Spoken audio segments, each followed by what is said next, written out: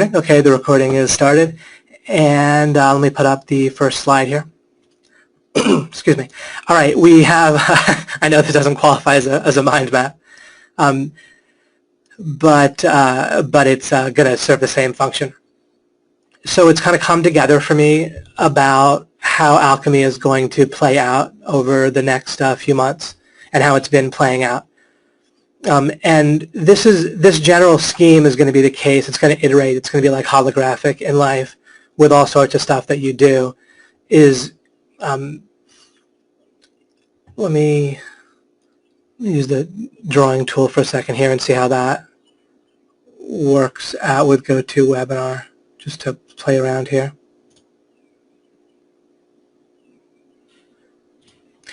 So if you, just at the bottom here of this slide, you kind of start out where, this is going to be very simple drawing. You kind of start out like if there's yourself or another person, I'll just put an X for that. A little hard with the mouse for me to draw. But if that's where the person is starting out, then you'll start there, and then you'll try to dig down to get a good firm footing and context properly on your side and such.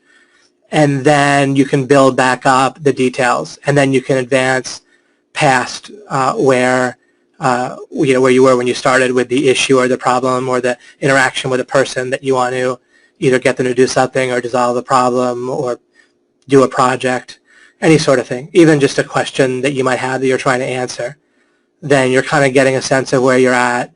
You're, again, digging around in context, looking for a firm foothold, context, foundation, and then building back up to generally higher than you were.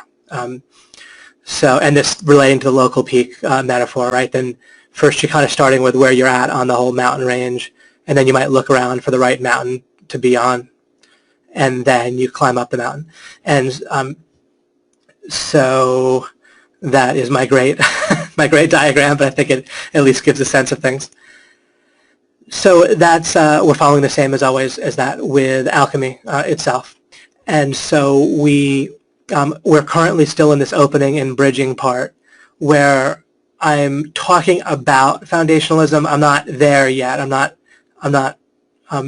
Well, we'll give some hints, and I give some points about things that are fairly foundational. But it's more like I'm talking about this idea to you.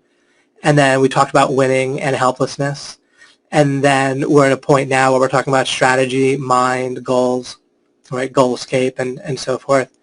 And several minutes ago, before this started, I had another thought about to add to this, and then when I went to do it, then it slipped out of my mind, and it hasn't come back yet. But I might add a word or two here on any of these over time, but this gives us a sense. And so, and this is kind of a good bridging topics to talk about.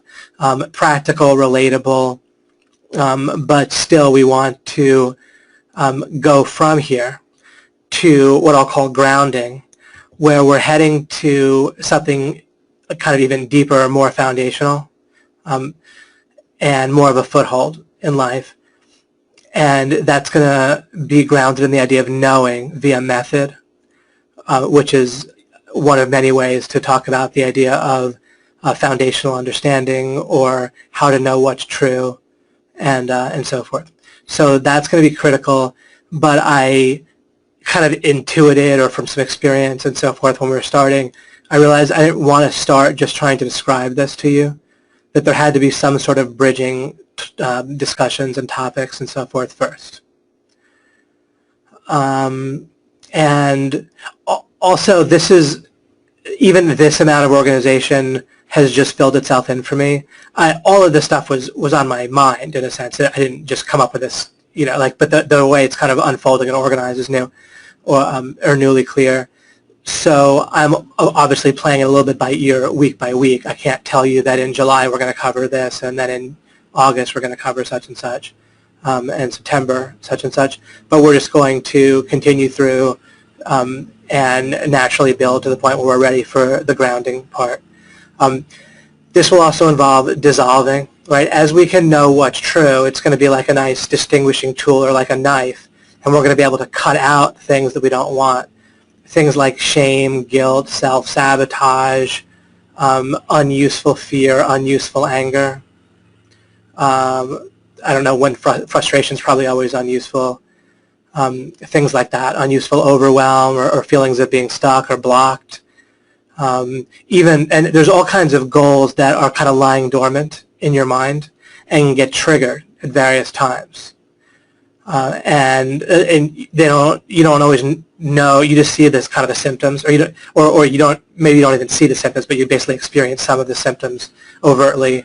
Some of the symptoms might even be hidden, but then those symptoms produce symptoms of goals that are stuck in your mind and beliefs, which beliefs really arise out of goals. They're still grounded in goals, actually. So we're gonna. One of the huge reasons to understand how to know properly is it's going to allow us to actually dissolve rather than struggle, right? One of the big aspirations we have with alchemy is to reinvest our struggle and our effort into understanding how to properly dissolve and distinguish and clarify, so that it's like using our swimming effort in order to get to, or rowing a boat or whatever, their motor, to get to the right currents and ride them, the current in the proper direction, rather than just struggling against the current the whole way through. And in practice, that's a fairly unique idea. I'm sure it's been written about here or there, or said in some way here and there, and it pops up. But just in actual practice, normally we don't hear that. We hear something that implies that life is always a struggle, and that struggling rather than giving up is the key to success. And certainly if you give up, then you're not going to succeed in the thing that you gave up with. That's true. But we can do something very powerful here, learn to do something, which is to learn how to target and reinvest our efforts and struggle, so that the effort regarding that particular thing actually, or that goal, that activity, that topic in life, it becomes effortless. So that's just a huge deal. And then we are also, and I've referenced this in when discussing or describing what I talk about on certain webinars, is the topic or the idea or the concept of what you identify with. As we more and more understand the distinction between us and our minds, then, and when we understand ourselves as a being, then the question of what we identify with and how that has advantages and potential disadvantages, and how we want to be kind of aware and flexible regarding what we're identifying with at a particular time. We might be identifying with our body, or we might be identifying with, we might even have like kind of a hat or identity, like now I'm an SEO, like a search engine optimizing consultant, or now I'm an entrepreneur, or now I'm a mother or a father, right?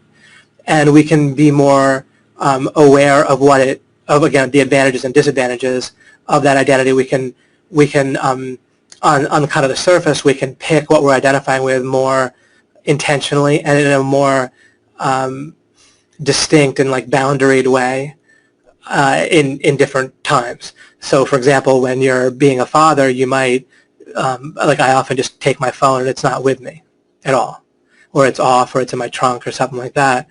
And it isn't like I read that somewhere, or that's like some big thing of mine. It's just kind of natural when you're used to thinking in terms of what you're identifying with at the time, and also when you're thinking of goals being triggered, and so forth. So there's the idea of identifying kind of on the surface, but then there's also the question of core identity. And then I wrote this here with building what we want to do, and that relates to self-image.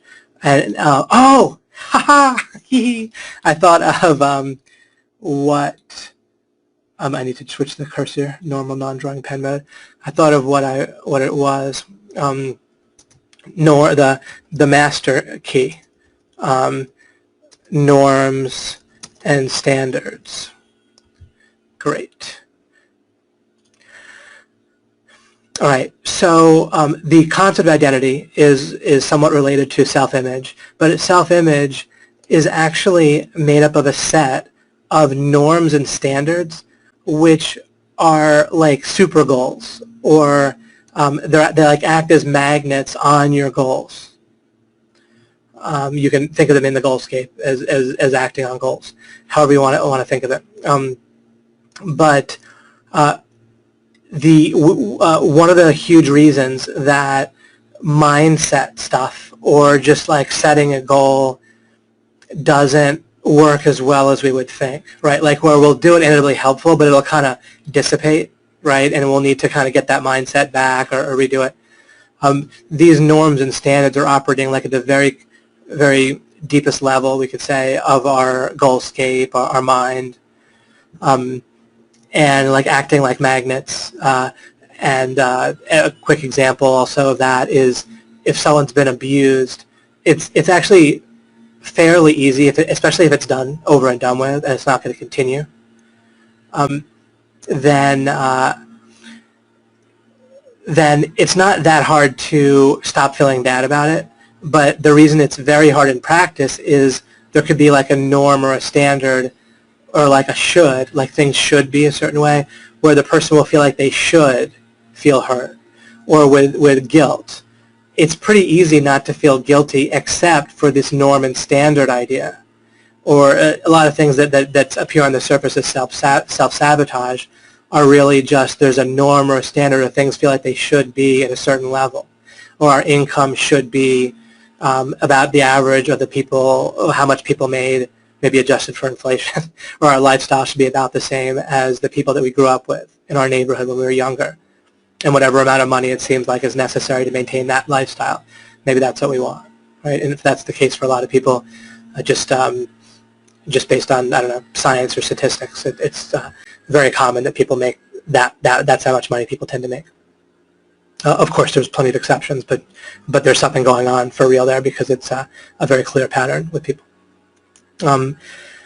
So this idea of how things should be, and specifics of it, this should be that way, this should be that way. I should feel bad about this thing that I did in the past, or this thing that was done for me. I should feel bad toward this other person. I should feel hurt whenever I think about it, or I should feel bad about something that happened to someone else, or I don't care about them.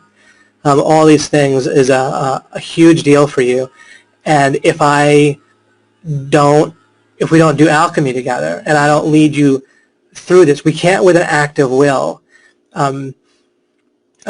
get rid of these things. And like all these goals and deep goals in our mind, the reason that just pure mindset stuff like persevere or advice like focus, you got to focus, the reason why that is helpful to an extent, but it doesn't just like perfectly work to just say, all right, from now on I'm going to focus, or I'm not going to procrastinate, or whatever. The real issue is there's all this stuff going on in our minds that's there that we just can't get rid of through one decision or one act of will. The decision that will lead to everything else is this kind of foundational decision, this idea of winning, ultimately. This idea of seeking understanding, or when we realize how important it is to have like that knife for ideas of a method by which we can distinguish how to know and gain clarity to the point where it's clear what's wrong and what's right about a particular topic or a norm and a standard, so we can see like it's clearly a contradiction and we can clearly let it go. So you can start with, there's the one huge breakthrough that changes everything is the kind of foundational decision, the decision that foundationalism matters, rather than just this idea I'm going to climb the mountain I'm on, instead I'm going to look for the right mountain, so to speak. When you understand that to the right degree, and that leads to the rest, but then it still needs to be done together, right? And so everything I'm doing is leading right on the path through all of this. So I don't know, like it's a little bit like if we're driving, right? You can't program into a car exactly when to slow down, when to speed up, when to stop at a particular red light, when to turn when there's a car, like when to switch lanes. Like when your car stopped in your driveway and you're going to go to the supermarket, all that couldn't be programmed in advance. You need to navigate But you might know the exact route to get there, but you still need to navigate. It's a little bit like that with me doing alchemy with you guys. I know the route and where we're going, and I have a good sense where people are at, which took me a while to figure out too. But webinar by webinar, we're still going to be navigating through, and I don't know exactly how that's going to play out. But it's going to play out right through here, right? So I know within great boundaries how it's going to play out, or within a clear path. Okay, so self-image again, which relates to these norms and standards, which is kind of like a super goals or magnets for goals. And then you can build your own core with clarity and intention, I wrote. I pointed out in different ways that we've really never quite done this. We might have made certain decisions about ourselves and built our identity in a sense, but we haven't done it foundationally.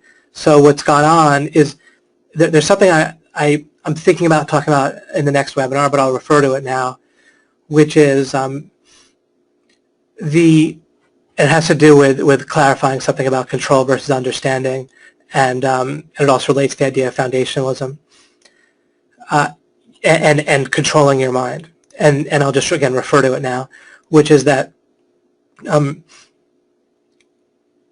by default in life, your mind takes care of the context, and it kind of makes the context feel foundational. It makes, like, your beliefs, simply put, your beliefs and model for the world got installed in your mind as a framework and context for your decisions and what's important and what you're going to do each day.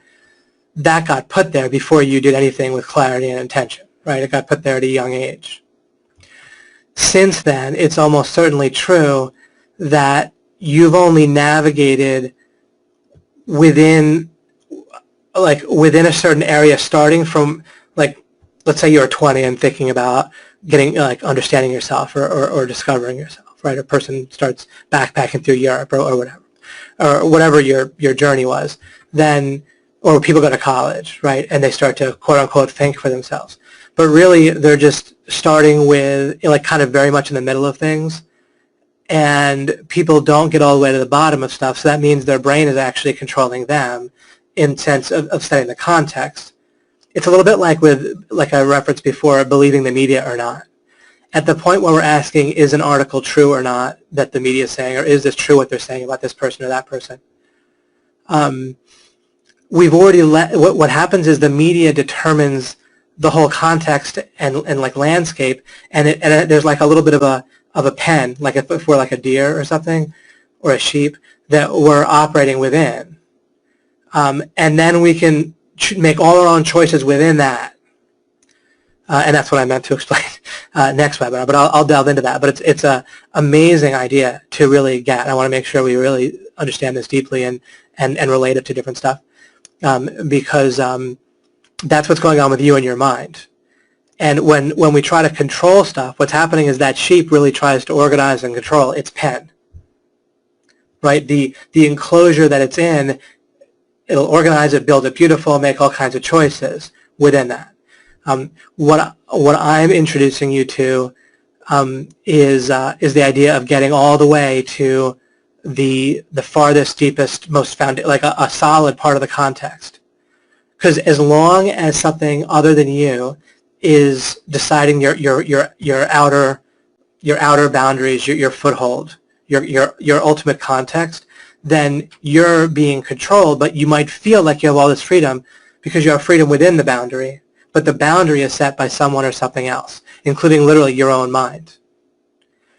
And what people will do is they'll break out of the pen that they're in, right? I've said this in different ways already, and they'll be in like a bigger pen, and they'll be like, yeah, this is life, this is it, I'm enlightened, I'm awake now, because I'm in this bigger pen. But you have to get to absolute foundation, or else you're still just in a pen, like a pen, like an enclosure.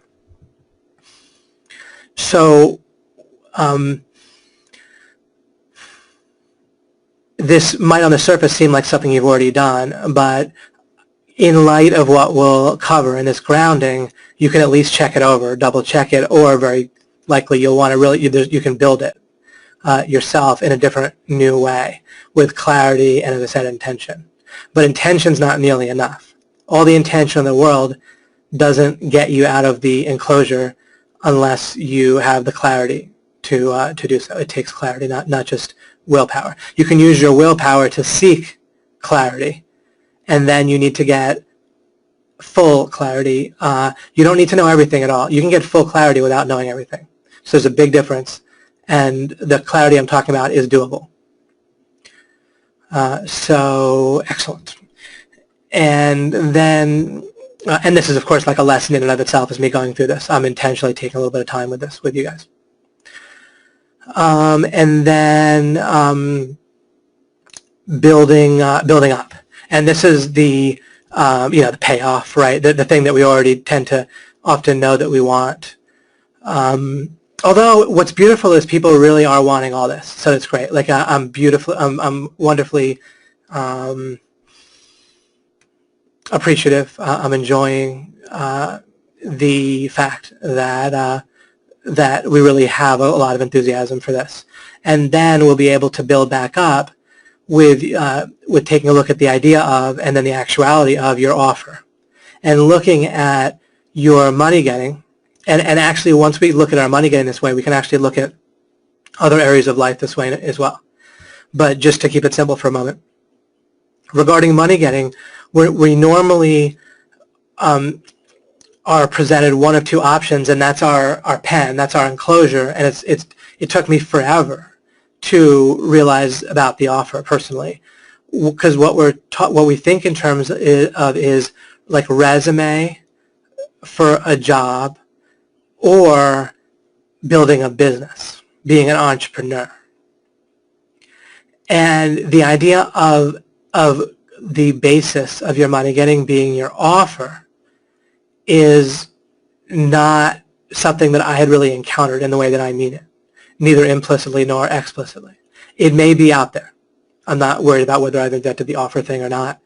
The only time when I'm really talking about being unique is when I'm talking about this grounding stuff here, especially, then I only say it's unique for your own benefit, just so you don't project something else on it, because as far as I know, no one else is working or explaining things in this way. And so I just don't want you to not see what I'm saying because you're projecting something else on top of it. You're saying, oh, it's like this guy or like that guy's teaching. And as I always say when I say that, if someone else is saying this, that's great. And I don't know everything. I don't know every person's teaching.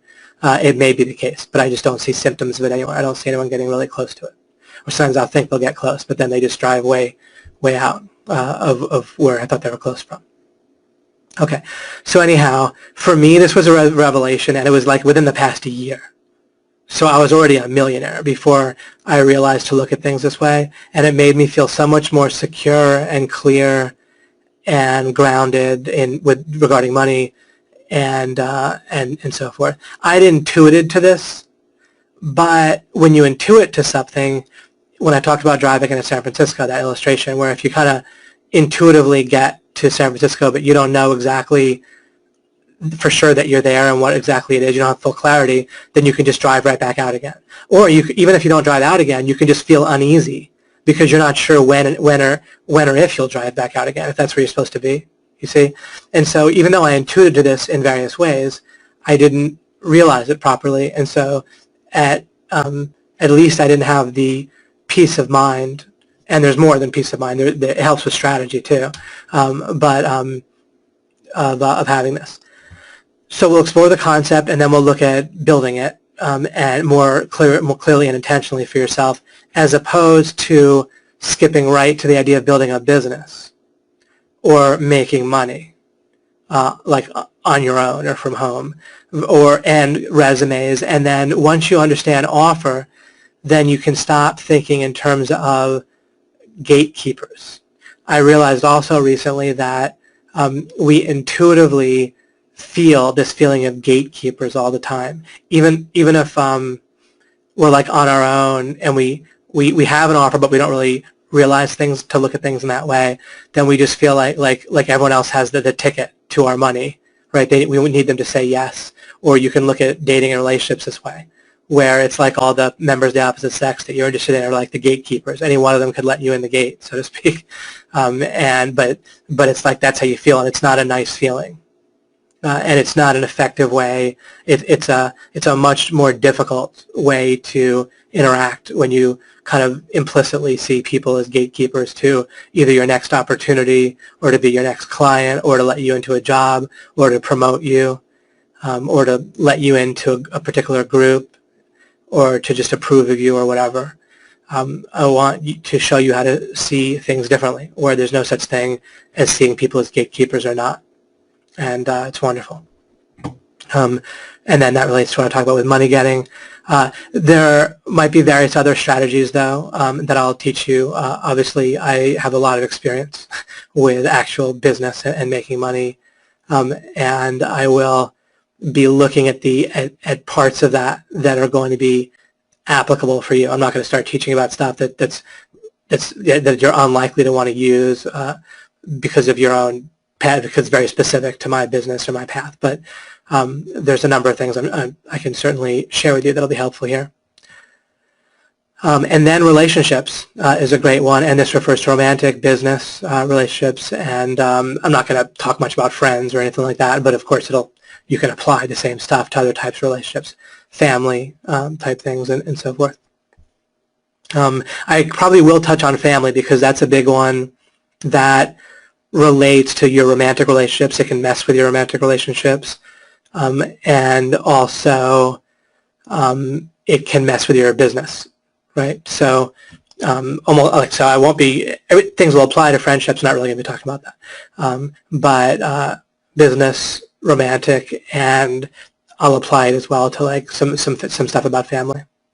But when we're building this stuff, these details up, it's going to be pretty quick and easy, even if we might spend a whole month doing it, but it's just going to be boom, boom, boom, boom, boom, because we'll have such a framework and a core that when we've already dissolved things like feeling shame and guilt, when it pretty much never makes sense to feel that way, but especially like in nearly every circumstance when you can just dissolve it and not have stuff like that, then now that removes an underpinning, like something that's supporting a certain defensiveness, right? That you'll have certain responses to people that are either passive-aggressive or just aggressive or just passive. But normally passive-aggressive is pretty much how people act if they're feeling these bad feelings. So they're feeling defensive. First they feel passive until it builds up and then they lash out. And so when we remove the underpinnings of that, and then that, if you don't remove the underpinning, you can't just get like mindset put on top of it to stop it enough. All right.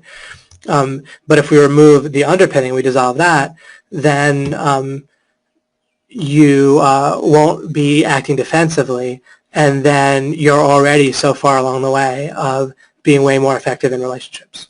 So then it'll just be a matter of kind of me explaining some things, boom, boom, boom, but it'll all be doable and just make sense because we've already dissolved the things that would interfere with it and that are upholding the bad stuff that's messing with you. Influence specifically, and then same thing here. We will have built the framework for this as we understand goals and people, and when we learn to look at them more primarily in terms of a being with goals rather than an object like a body with a mind that also sometimes like has stuff that they want, then we can be more influential, especially with any kind of long-term continuous interaction. That's where my, pretty much in every case when there's no rush, then you're, with alchemy, with the stuff I'm showing you, you're snowballing with everything over time. It's getting easier and more effective. You're constantly doing things in a way where you're building, right, where you, again, that's going to snowball and just get easier and easier. When you are in a rush, then it can appear or be actually true that all the alchemy method isn't as applicable. So and then you could just like get angry at someone and threaten them and get them to give you a result in the moment, right? And that might work better in the very short term than trying to worry about alchemy. just in the sense of getting one thing that you want, but you're creating all sorts of other problems for yourself by doing that. And in any kind of situation where you're interacting with the person again, or especially multiple times or long term, it's definitely very counterproductive. But if it's a one-shot, short-term thing, then someone might get a better result that they can measure with statistics, with conversion, right, or with just getting someone to do something. But the other problem is that when you do that, you're also reinforcing ideas in your own mind automatically. And so you are, that's going to get stored and affect your own thinking and personality and cause issues for you that way. But I'm acknowledging that you can still sometimes get better results in the rush and in the moment, just if you're only looking at that one short-term result, just by threatening, getting pissed off, just whatever, right? Or using any kind of force or bribery or just whatever, using many more resources than normal just to get something. But when I'm looking at influence, I'm just going to skip all that and that's been talked about plenty. You can read all sorts of books on sales and influence that will teach you how to do stuff short term. And some of it is fine long term, but you'll have the right foundation and framework to take what you want and use it how you want from the other books about sales and influence. And so again, I'm giving you kind of the foundational snowballing way to do it. And then you can import in all sorts of techniques and stuff that that you can learn other places that I'm not going to worry about. And some of those techniques are just brilliant and innovative, and I wouldn't have thought of them, and they're just purely excellent, by the way. So I'm not, I kind of implied there that it was all kind of crap, and it's not at all. There's all kinds of brilliant sales techniques out there that I am not even aware of. Some I'm aware of, some I'm not. And all kinds of people have come up with great stuff there that I would probably never think of. And like I mentioned with the curing cancer, part of why I want to spread these ideas, there's many reasons, but one is I want people, there's so many, people are so talented in so many areas that I'm not, right? Pretty much all the areas out there, there's people that are very talented in ways that I'm not. And if they have the proper framework that I can give them, that I have, that's my strength, then they can add their talent and brilliant tactics and everything that they have in their various areas to this. And then they can kind of serve things up in a way that's even more immediately usable. Because they will have filtered and adjusted things themselves and so forth ahead of time to just kind of have their ideas be more purely good and such. Because often people kind of think of science as this great way to know stuff, but you can do stuff that, like with sales, where scientifically it's producing great results in the sense that you're making all these sales, but you don't measure the list burn, like with your email list or just all kinds of ways that happen after the sale. Might not be part of that scientific split test, right? So you want to be aware of that. Okay, and then to a greater or lesser degree, we'll take a look at problem solving and potentially accelerated learning and creativity, just depending on time and what I come up with. Sorry, when I say what I come up with, these are areas that I've been expert in for long time, 15, 20 years. Anyway, to the extent that I come up with stuff that hasn't already been worked in and that I want to specifically cover after the other groundwork has been laid, then I'll cover that. All right, terrific. How was that for you guys? Let's do a quick little interaction and feedback thing before I'll do one more lesson that, you can be telling me that, but let me just say something on this next slide. And then I'm going to do a couple of other slides about, I'll talk about momentum a bit. As you're letting me know how you like that, then let me just say one more thing about alchemy. There's going to be plenty of times when the value with what we'll be doing is in the clarity, the understanding, the proof, the foundation of an idea rather than just the conclusion. On the surface, I might be saying something like, focus, right? Or love everybody, or don't rush, right? Those are, can fit on greeting cards, right? They're, or, a success poster or something, right? And I'll be reinforcing plenty of those things, but the point isn't the conclusion. We've already heard a lot of these things. The point is, again, the clarity, the building, the proof, and so forth, and dissolving the opposite so that we see it in a very different way where it's the only option. And it's all also not just the proof, but I'm going to look to fit everything into like one comprehensive model, which I have. I'm not building that. I mean, I'm always delving into extra little things that I have open questions myself about life in the world, but I do already have a comprehensive model that's built, and I'm conveying it to you each webinar, right? More of it. So it's the proof, the foundation, and it's also how it fits in with the overall comprehensive and coherent model. My model of the world is very coherent, very foundational, where pretty much any question or objection people have to things that I talk about is no problem. Like I already pretty much understand it and can explain where the people are going on, where we're having a miscommunication or something. And I've had that coherent model for a while, for years. And again, I discover more stuff, like I talked about discovering the idea of the offer and such. But the basic ideas I'm talking about, it just kept working in practice without, in a way where they fit with each other great. Like my whole worldview just fits together beautifully, and has for years.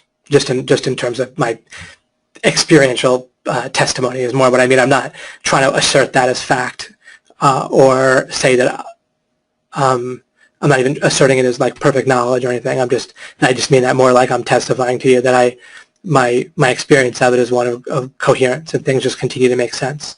People make sense. Events make sense. Success makes sense. Results happen. Things turn to gold, just very, very, very consistently with the model that I've been using. And I also understand how it's correct, but just experientially, it just keeps working coherently. All right. So how do you like that as a kind of rundown of alchemy? Let's go to the phones for a moment, and then I'll continue. See if we get a whole bunch of, I hate it, I'm out. Oh, we still have this thing. Wonder how high is that? This is probably this little green diagram that's still showing up for us, isn't it? See if there's an eraser that goes with it. Erase all drawings. Boom. Okay, got it. I'll skip to the end first and then. All right, we got one of you. Just kidding. Love it. Dave Key, Shima, thank you. I'm so glad. Feels like we have a real roadmap. Knowing our destination is exciting and a way to help me measure. Absolutely. No, and I always wanted this. But you can see how I do things is I was okay about it. Like I knew I wanted the fruit, right, of a roadmap or a mind map. I wanted it right away. I wanted it last month. I wanted it, 2 months ago or a month and a half ago. But the way I went about the fact that I wanted it was to keep laying contextual stuff by having webinars, right, and working a lot behind the scenes, right, and preparing. And I kind of prepare in two ways for webinars, like with the whole alchemy idea. I'm digging to understand things more deeply, and then I'm also having to prepare what I'm going to say, like on the surface. So it's kind of organized as best as I can. But I don't really, toward the, as the webinar gets closer, like in hours or like half a day, then I'll prioritize and rush a little bit with organization to try to get enough of it that it's, at least a minimal level. When it comes together very well, that's great. Sometimes it doesn't come together as organized as I'd like. Sometimes it comes together happily. This webinar itself is actually pretty well organized, so I'm pretty happy with it. And that probably the organization will be more and more. It might fluctuate a little bit, but as the days go by, or the weeks go by, probably the organization will naturally fill itself in more, right? That's, again, how it works, where you're kind of digging around, poking around, getting a sense of things, a framework, a foothold, and that organization becomes easier. So that's how I went about getting to the roadmap, which I'm really happy with, right? And I was comfortable with that. But it's hard because it's constantly counterintuitive, right? We all want it sooner. But this is how to get to it. It feels like you're working on the context from a lot of angles, and footholds tend to form to stand on. Yeah, or they reveal themselves, but absolutely form in our experience and in our awareness. because they're there and we found them. We discovered them. Sounds great. Looking forward to it. Wonderful. Excellent. Can we have a 5-minute comfort break? I don't want to miss anything, but I've got to go soon. Well, kind of as we're doing this, that could be part of it.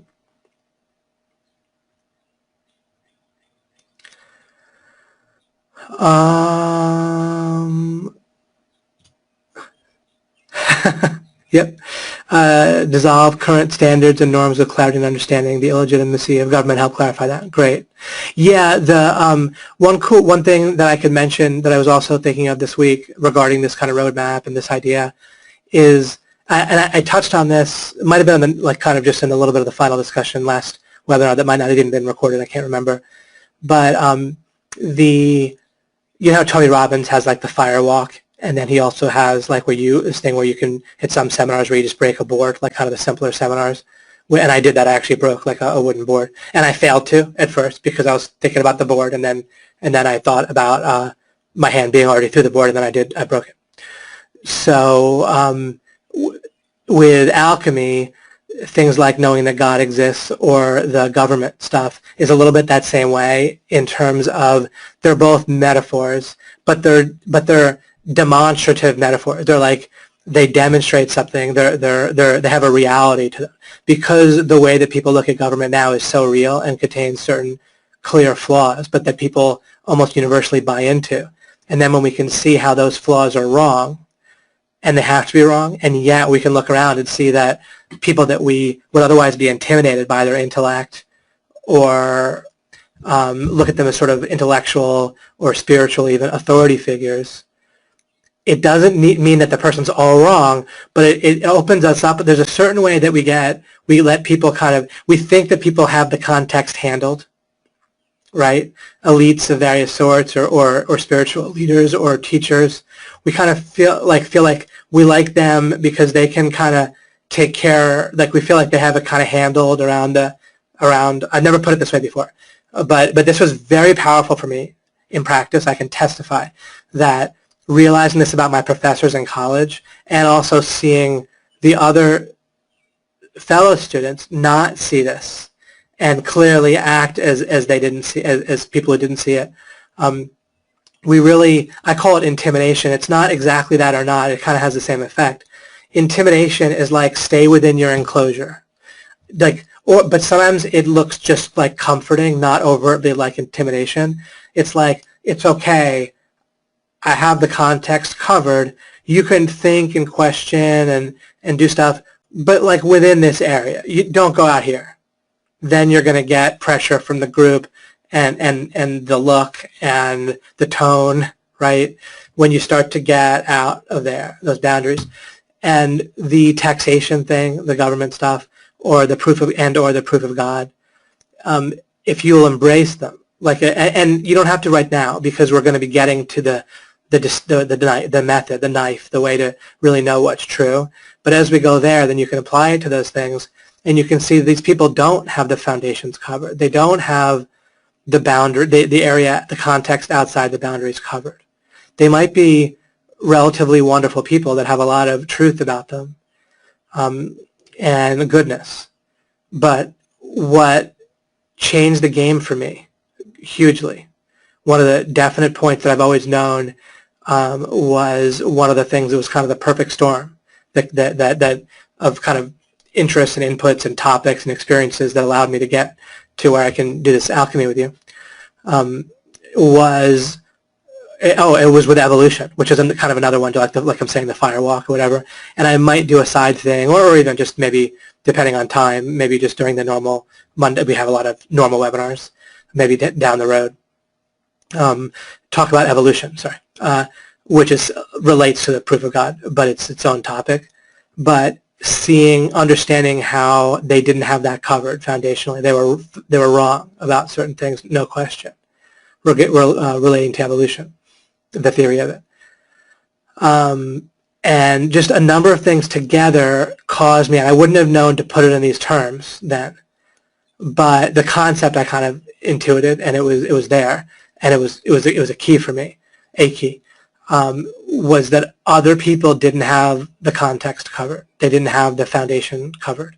So I needed to figure it out on my own. And generally, I think the way that people operate, and you guys might be operating up till now, and you may not, but I'm guessing just from interacting with people overall in general, and is that we tend to act and feel as if both our own mind and then some other people, like certain teachers or spiritual leaders or other types of elites, professors, have the context covered, right? And that's again how your mind deals with you and it doesn't even want to do it. It's not on purpose. By default, it's almost like what I'm describing here is one angle metaphorically on the devil, so to speak. I'm making no statement about whether the devil, the actual existence of the devil one way or the other. I want to just ignore that. But the idea that your mind has the context and the foundation covered, that is like the problem in essence, and reversing that, where you consciously need to get to the foundation, but anything where you feel like it could be a direct act of will, you're giving up your own personal responsibility as you as a conscious being. You're giving it back over to your brain, and you have to do it, and we'll do it together in alchemy. Change the game completely. Love it. Awesome. Pure gold. Thank you so much. See it, hear it. Just need to hit the pavement with it. Excellent. Love it. Thank you. The map really helps. Wonderful. Would you explain what the intent of alchemy, do you mean the word alchemy? I talked about this, I think in the first webinar, the idea of mixing and dissolving by understanding the elements of things. And so alchemy, in the title for this webinar series, is like conceptual alchemy, where we're going to understand, we're going to understand what like life is made up of, what like mind or thoughts, like concepts are made up of, which pretty much everything's a concept except for you as a being, but even then you understand that. So pretty much you literally will understand what the world's made up of, like kind of elementally, in terms of and I mentioned that it just to give you an answer that won't necessarily make sense right this minute, but that'll fill in, is that the world is actually composed only of conscious beings,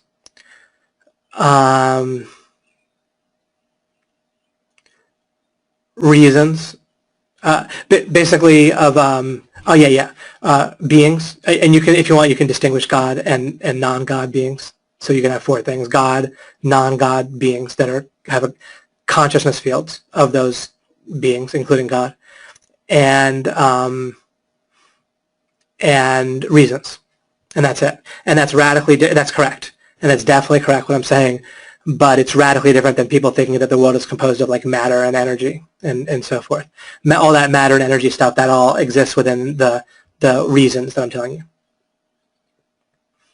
So when we understand how the world actually works and what it's actually made up of, then and most of it is understanding the world of reasons, which with the mind and the physical world, the mental world and the physical world, all is in what I'm saying is like the world of reasons or just reasons.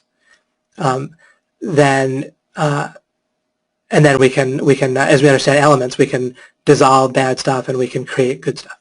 That's the idea of alchemy, and we can turn stuff in our life to gold, including for other people and our relationships with other people and so forth.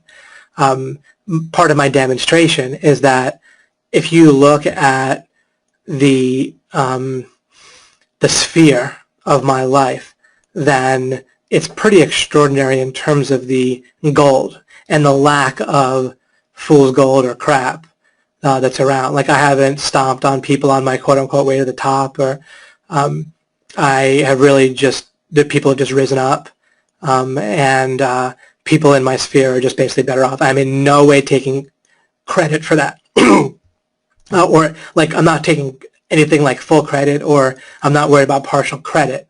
It's just the case that if I'm talking about alchemy and turning things to gold, it's really fair to say that that's what's going on in the sphere, the communication, the things that I build, the relationships that I have, and so forth. And I know why. It's based on method, not like me being good or whatever, or great or talented. And it's a system model, and I'm just showing it to you. Would things like firewalk and breaking the board, the idea is so powerful, that act itself changes our base norm? Yeah. Especially kind of like if you let it. Then, by luck, it could just automatically do it for some people. By bad luck, it might not. It kind of has a chance at doing so, depending on kind of a little bit how it interacts with someone's mind and so forth. I don't believe they would. Would you say regarding the desired outcome and what seems to happen? Not to say it could be life-changing for someone. I just don't see it myself. Yeah, the metaphor might break down a little bit when I say that understanding the flaws in evolution, or understanding how to know that God exists, or understanding some of the base flaws with the foundation of how government is set up these days, and how people don't see those flaws, that definitely people won't necessarily generalize that, and our minds won't necessarily let that break our minds. Maybe though, if it's like, if you're seeking in a certain way, if you're kind of seeking to kind of break open from your enclosure, then this can give you maybe one of the sledgehammers to do that, is maybe a reasonable way to put it for now.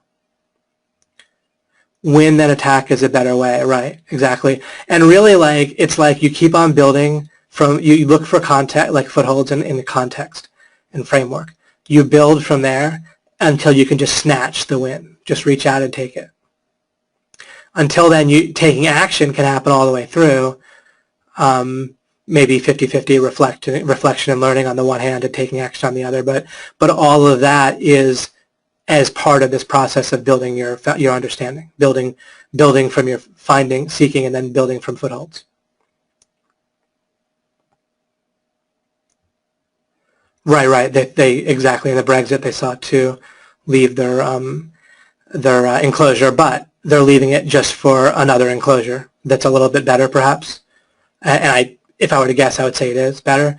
But they're still missing all sorts of things. It's not foundational. Like just leaving the European Union they're still going to maintain all sorts of incorrect ideas about the British government, right?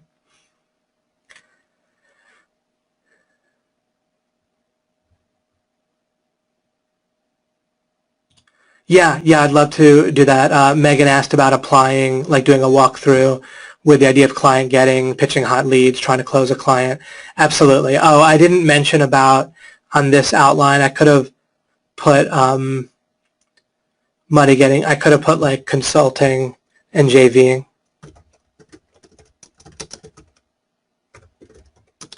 As part of that, and walking you through things for that. So yeah, I'll be constantly giving you stuff, even now, right, already. Of course, it's not all a walkthrough. It's not all climbing up the mountain yet, but yeah, that's where I'm getting to.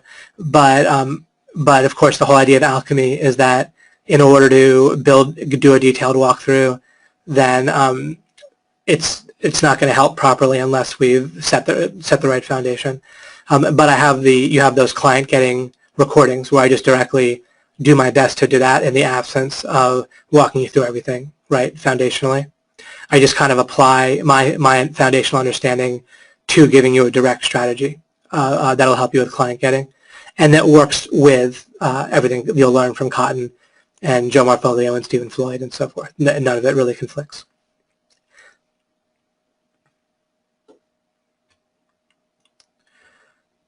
Excellent. Yeah. Yeah. Well, when I talked about sledgehammer, Michael, I was talking about like using a little bit of a quick and dirty metaphor for breaking out of your box and boundaries in order to continue to seek a real proper foothold. Oh, thank you, Ernie. Thank you, David. Alchemy and OMG are the best. I am so happy being here. I love it. No, it doesn't sound weird, Michael. It's brilliant, and I appreciate the email, by the way, that you sent. And one of the things I keep in mind to help continue to clear that up for you. I'm just, as always, I'm building towards some of these things. Instead of rushing to address certain questions, I'm looking to clear things out so that they'll get cleared out properly. Michael Griswold wrote, "This may sound weird, but as I try to come up with my own offers, I have been emotionally stymied by this question: am I a good person? Another way to say it is God on my side?" No, I actually so understand that. That's why I'm doing like that. Again, that's why this whole approach. These things like surface mindset stuff, it's helpful. It's not unhelpful, but there's a whole massively helpful, necessary thing, which is what we're covering, this whole alchemy path and method. And no, but that's really what's going on for people, is these deep standards and norms which relate to, like, should I do this, and am I good, and our self-image. And our self-image is basically composed of these standards and norms for ourselves, like a constellation, like of these standards and norms. And it completely determines our fate, basically. When I say completely, I'm exaggerating. There's luck in the environment that we don't control, so that's very important. But it's just very big deal. And I could say statistically, it completely determines the fate, because like kind of statistically, people manifest their self-image. They live according, they achieve according to their standards and norms. And it's the only way out of that is like a powerful relationship or a powerful group of relationships. Seems like if someone were to design something like OMG, that could help break people to the next level, right? But basically it takes one or more powerful relationships to get someone even have any chance of achieving outside of their own self-image. Psychocybernetics talks about that just from a, kind of a scientific standpoint. Sorry, it doesn't necessarily say that about the relationship, but then we hear that just with, like, even when we hear like commercials for like the Big Brother program, right? Sorry, Big Brothers and Big Sisters. That's not Orwell. That's the kind of the nice one where like a guy in college will kind of have kind of a big brother relationship with a youth who's at risk. I believe it's called. I believe I'm calling it by the right name. But the idea is that the only way that someone's going to break out of like an inner city or a real troubled home situation is if they develop a relationship with somebody that's close and loving. Right. Same thing with Alcoholics Anonymous. But it's the only way, except for alchemy, to get out. Except for understanding alchemy yourself and building it yourself.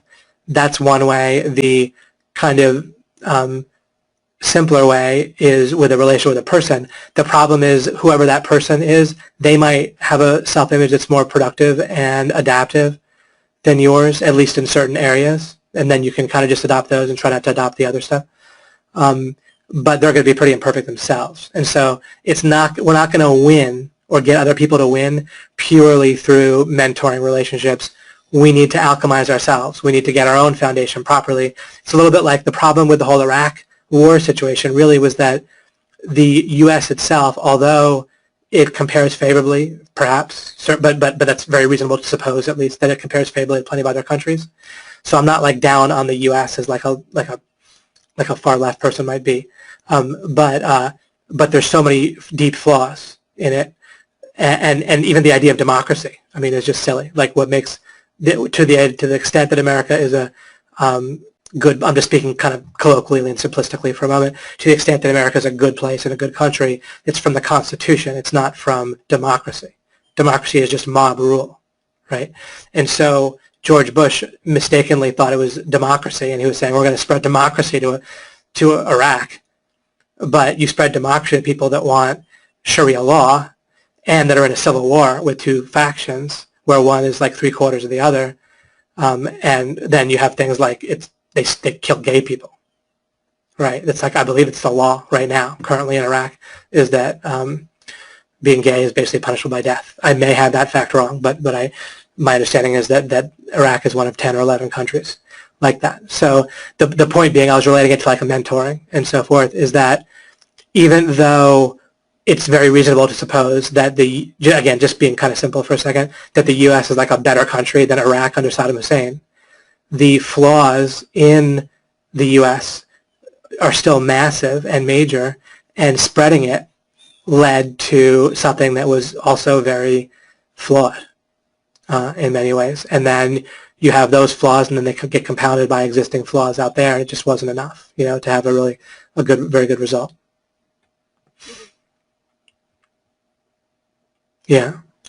And I'm not making any real statement about whether overall, it was better or worse. I'm just saying the part that I was saying, which is pretty cool. I didn't really touch on politics there in particular, just kind of use it to illustrate the idea. Matt wrote, this is truly earth-shattering. I've read hundreds of books on success mindset and have never come across anyone who is even close to what you talk about in this Alchemy series and LOI. See, that's the kind of thing I love. I just appreciate that. It's just wonderful. Look forward to the next few months of developing the proper foundation. It's also so great for people to hear that from you, Matt, and to hear that from people outside of myself, of course.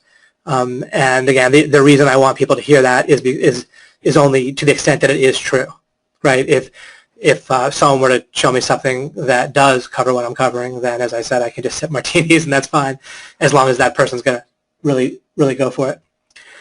But as long as it actually is true, then it's critically important that people are aware that it's unique. And then not only do people not project on top of alchemy so they don't really hear me properly, or so they do hear me properly, if they, whatever, you get it, but also people just might not know to pay attention in the first place, to attend the webinars, to listen to the replays, whatever. And hearing that is just huge. So thank you so much. Alrighty, let's go back to the slides.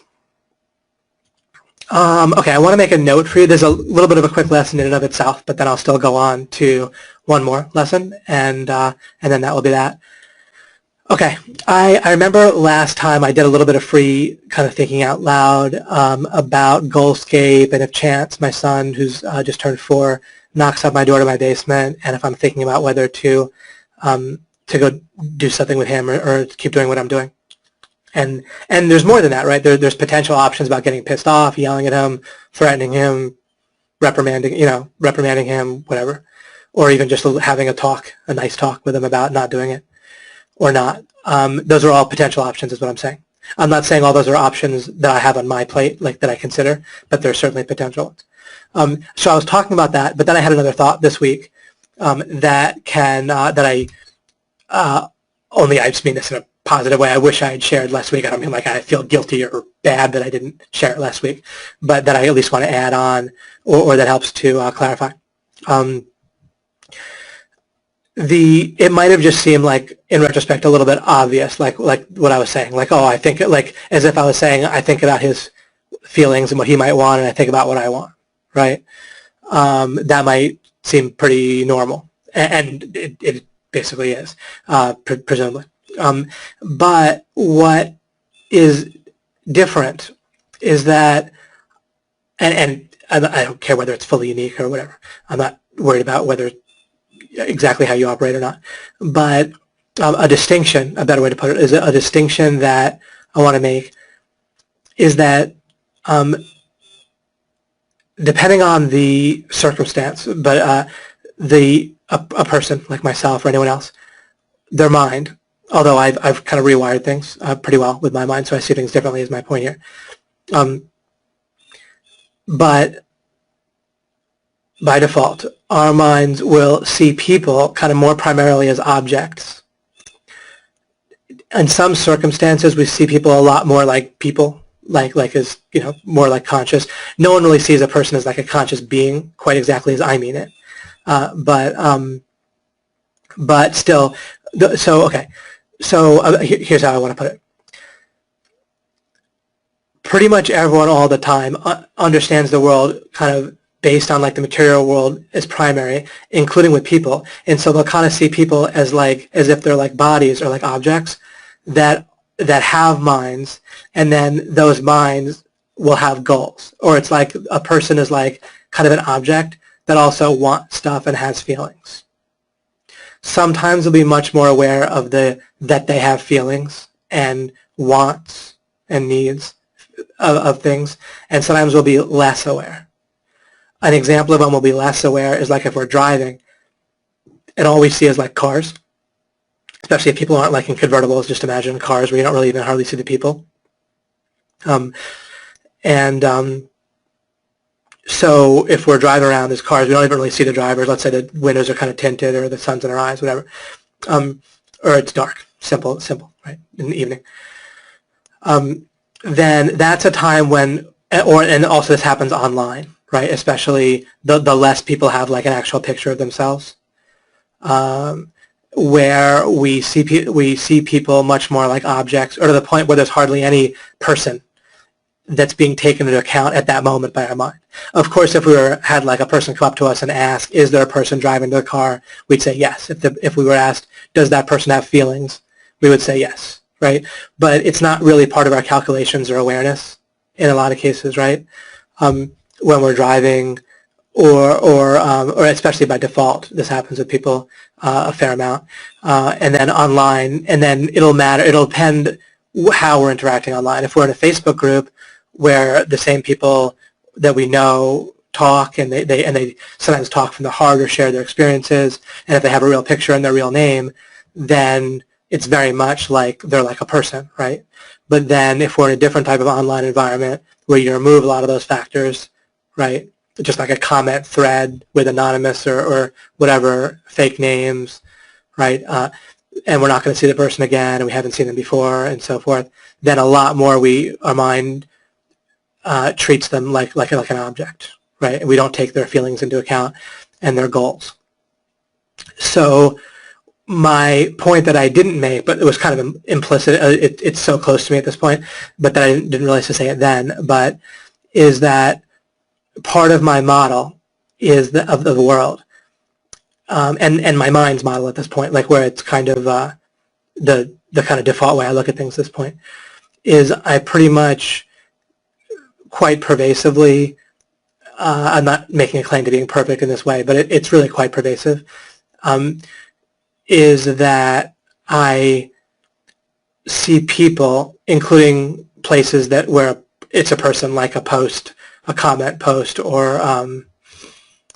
in driving a car, primarily as a conscious being who has of course feelings, and like basically who has goals and a goalscape, and from that goalscape there's feelings in their consciousness field, and then they also have a physical body, right, and a mind. And I pretty much said that already, but a mind. When I say they have a mind, there's a goalscape, and then there's the goalscape attracts beliefs, and a whole model of the world get built on top of goals. Goals are actually primary. And so that's how I understand people, and I understand it whether or not it's just a car driving, that there's a person in it. But when I look at a car if there's a person in it, then I kind of see primarily in my model for the world, I understand it or feel it as like a personal person, a being that has this, right, goalscape feelings model based on that, and so forth, and that has a body, and that has a car, right, and that has a computer and an online name that they're using right then. I don't see them primarily in terms of an online name or their picture or that sort of thing. And again, that's kind of built up from scratch in my worldview. So when chance knocks on my door, that's what's going on, is that there isn't even a moment, it's not, or this happens also if someone bumps into me and it hurts or something, or if I just pass normal people I don't even know, like in the supermarket, I don't, no matter what's going on for me, I have an awareness of people as conscious beings with goalscape, like I already said, like that kind of progression, but simplistically put, as people, right, with, again, goals, feelings, and so forth. And with goals that can a little bit shift and that can get triggered and all that, right? The more we understand the goalscape, the more that's very close to primary in how I see people. And not just their bodies, but again, manifestations like a car or extensions like a car or an online identity. And so the more you understand how the goalscape works or how goals interact and how they get triggered and so forth, or just that they get triggered, right? That a lot of goals are dormant for people. And also that as we develop the idea of the norms and standards and how that kind of pulls on people's goals and kind of keeps them where they're at. Then, so when Chance knocks on my door, I never like initially see him as an annoyance, really, or something like that. It's never like a moment of an object interfering with my goal. When I say never, maybe there's an exception in rare cases, but I can't really think of one right now that's recent. So, but I also don't want to claim that there hasn't been one or whatever. But yeah, so again, it kind of my perception starts with him as a conscious person with a goalscape and then feelings based on this. So I just want to make that distinction. And then I see people that way, and it's ultimately a very adaptive and effective and accurate way of understanding the world. And it keeps you also from those moments of flipping out. Another thing that I wanted to develop with you guys in a different webinar is how the world in terms of results and in terms of achieving goals and also in terms of messing yourself up in life and screwing yourself over is very alinear.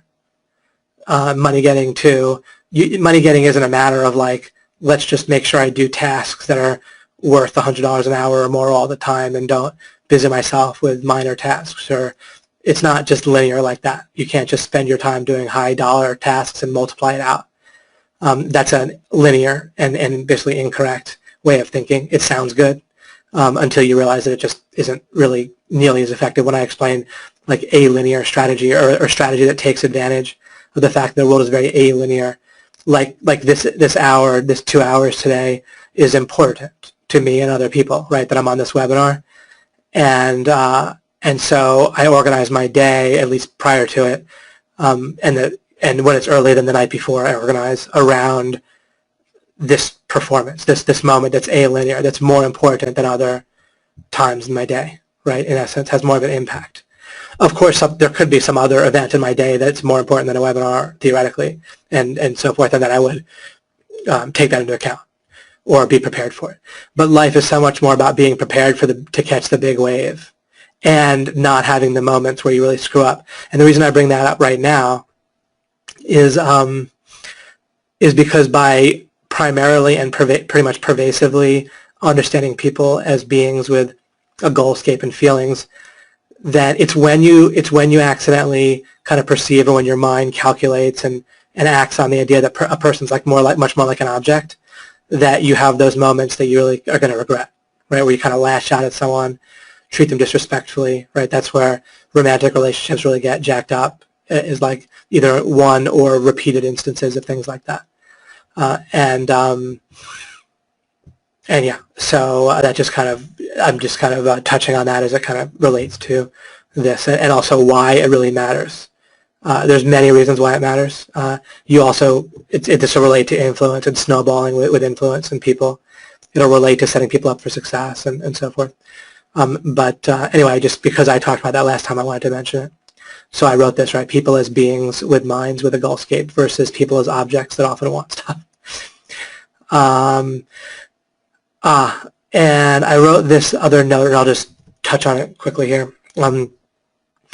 By default, our minds will classify people as being part of like the in-group or the out-group, depending on the certain situation. Family or not, or member of the club or not, or member of a particular group or of your race, or depending on just the situation, the context. And it's, I'm not going to get into examples and scientific studies now, but I'll make a note to hit this at some point. But it's going to surprise you, the effect, to the extent to which this has an effect. And so this is once again one of those times when, by being aware of it, we both operate differently ourselves, but we also take into account strongly in our strategies with other people who are going to be operating by default to a large degree. Or they'll be, remember, like with the pen, they'll be intentional and making conscious decisions, and often good decisions within a boundary, within an enclosure, but then they won't be realized in the greater context. And this is one of those things that's often in the greater context of other people's minds, and it strongly influences them, but they don't realize it.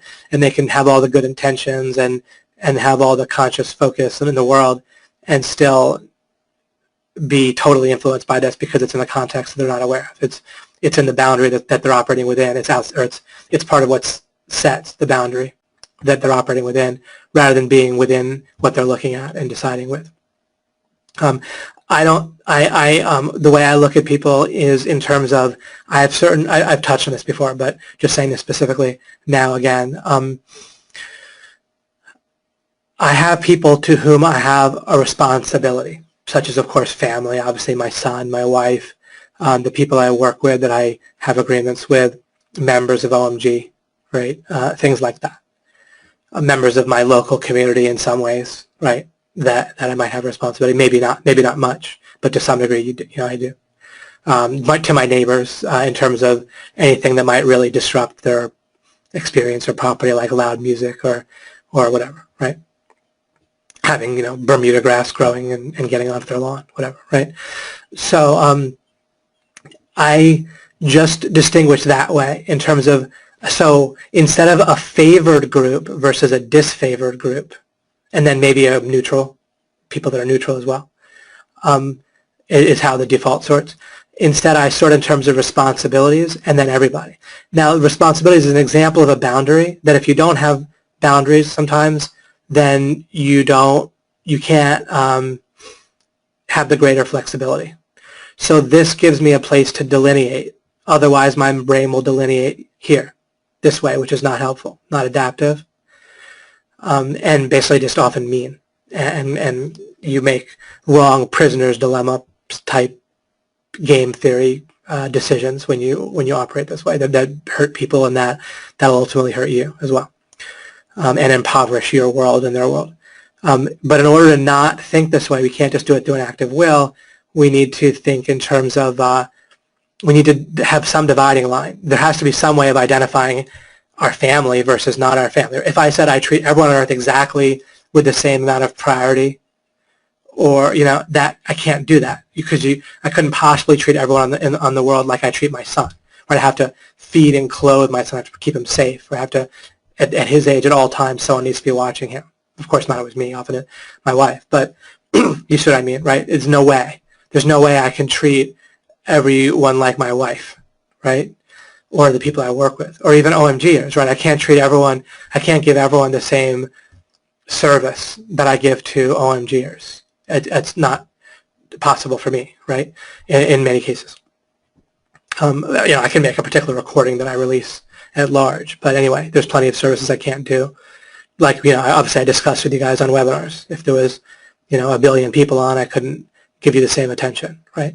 So we need some way to draw the line, and you do it with the responsibilities. If you don't, it'll be this in-group, out-group thing.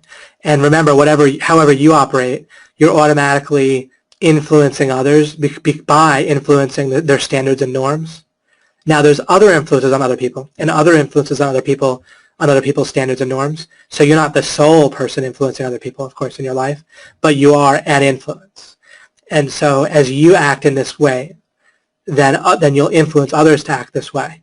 And it's a way more beautiful way to act and better for you and other people and adaptive. And I don't have a whole bunch of examples off the top of my head, and I want to get to the next slide as well. But I wanted to point this out. And I'll look to delve into this again with a little bit more at some point.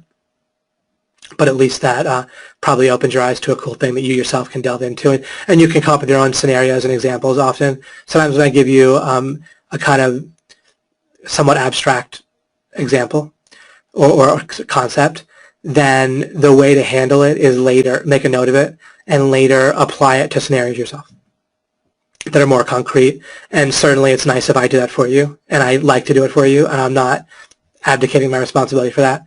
But in cases where I'm not able to at a particular time, either based on my own limitations or as something hasn't occurred to me, or because I'm just touching on it like now and moving on, then you can do that. And then, of course, it's more effective anyway once you do that. And something that feels vague, often we'll want to run away from, kind of feeling-wise, don't want to think about it, or we wish that I did something different so it wouldn't be that vague for you. But if you apply it to a scenario yourself, or maybe 3 scenarios is a good idea, then you'll get a kind of magical effect of clarity. Okay.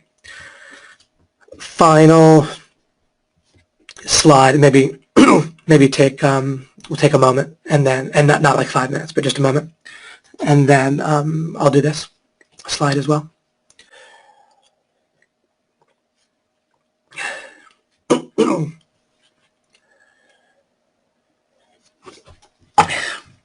Here what I'll do, I'll actually see if I can find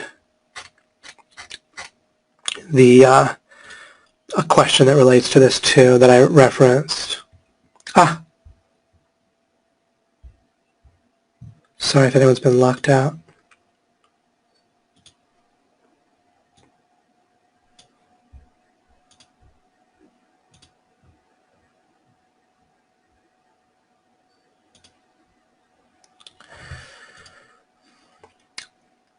I had a little watch to make sure we don't get like spammy things, but for now I'll just approve that.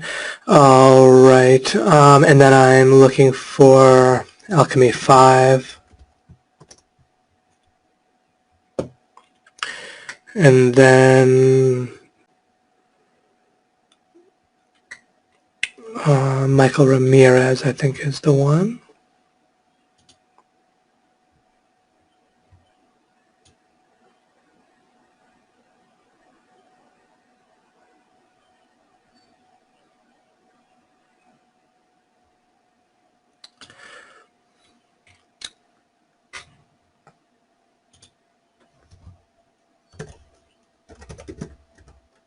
Here we go. Got it right here.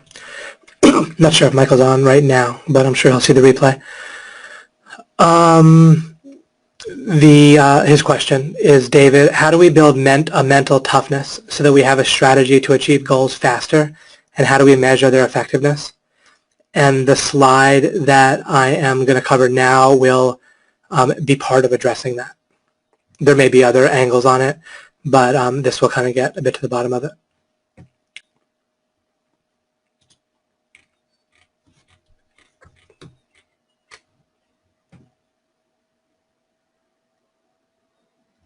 Haha, excellent.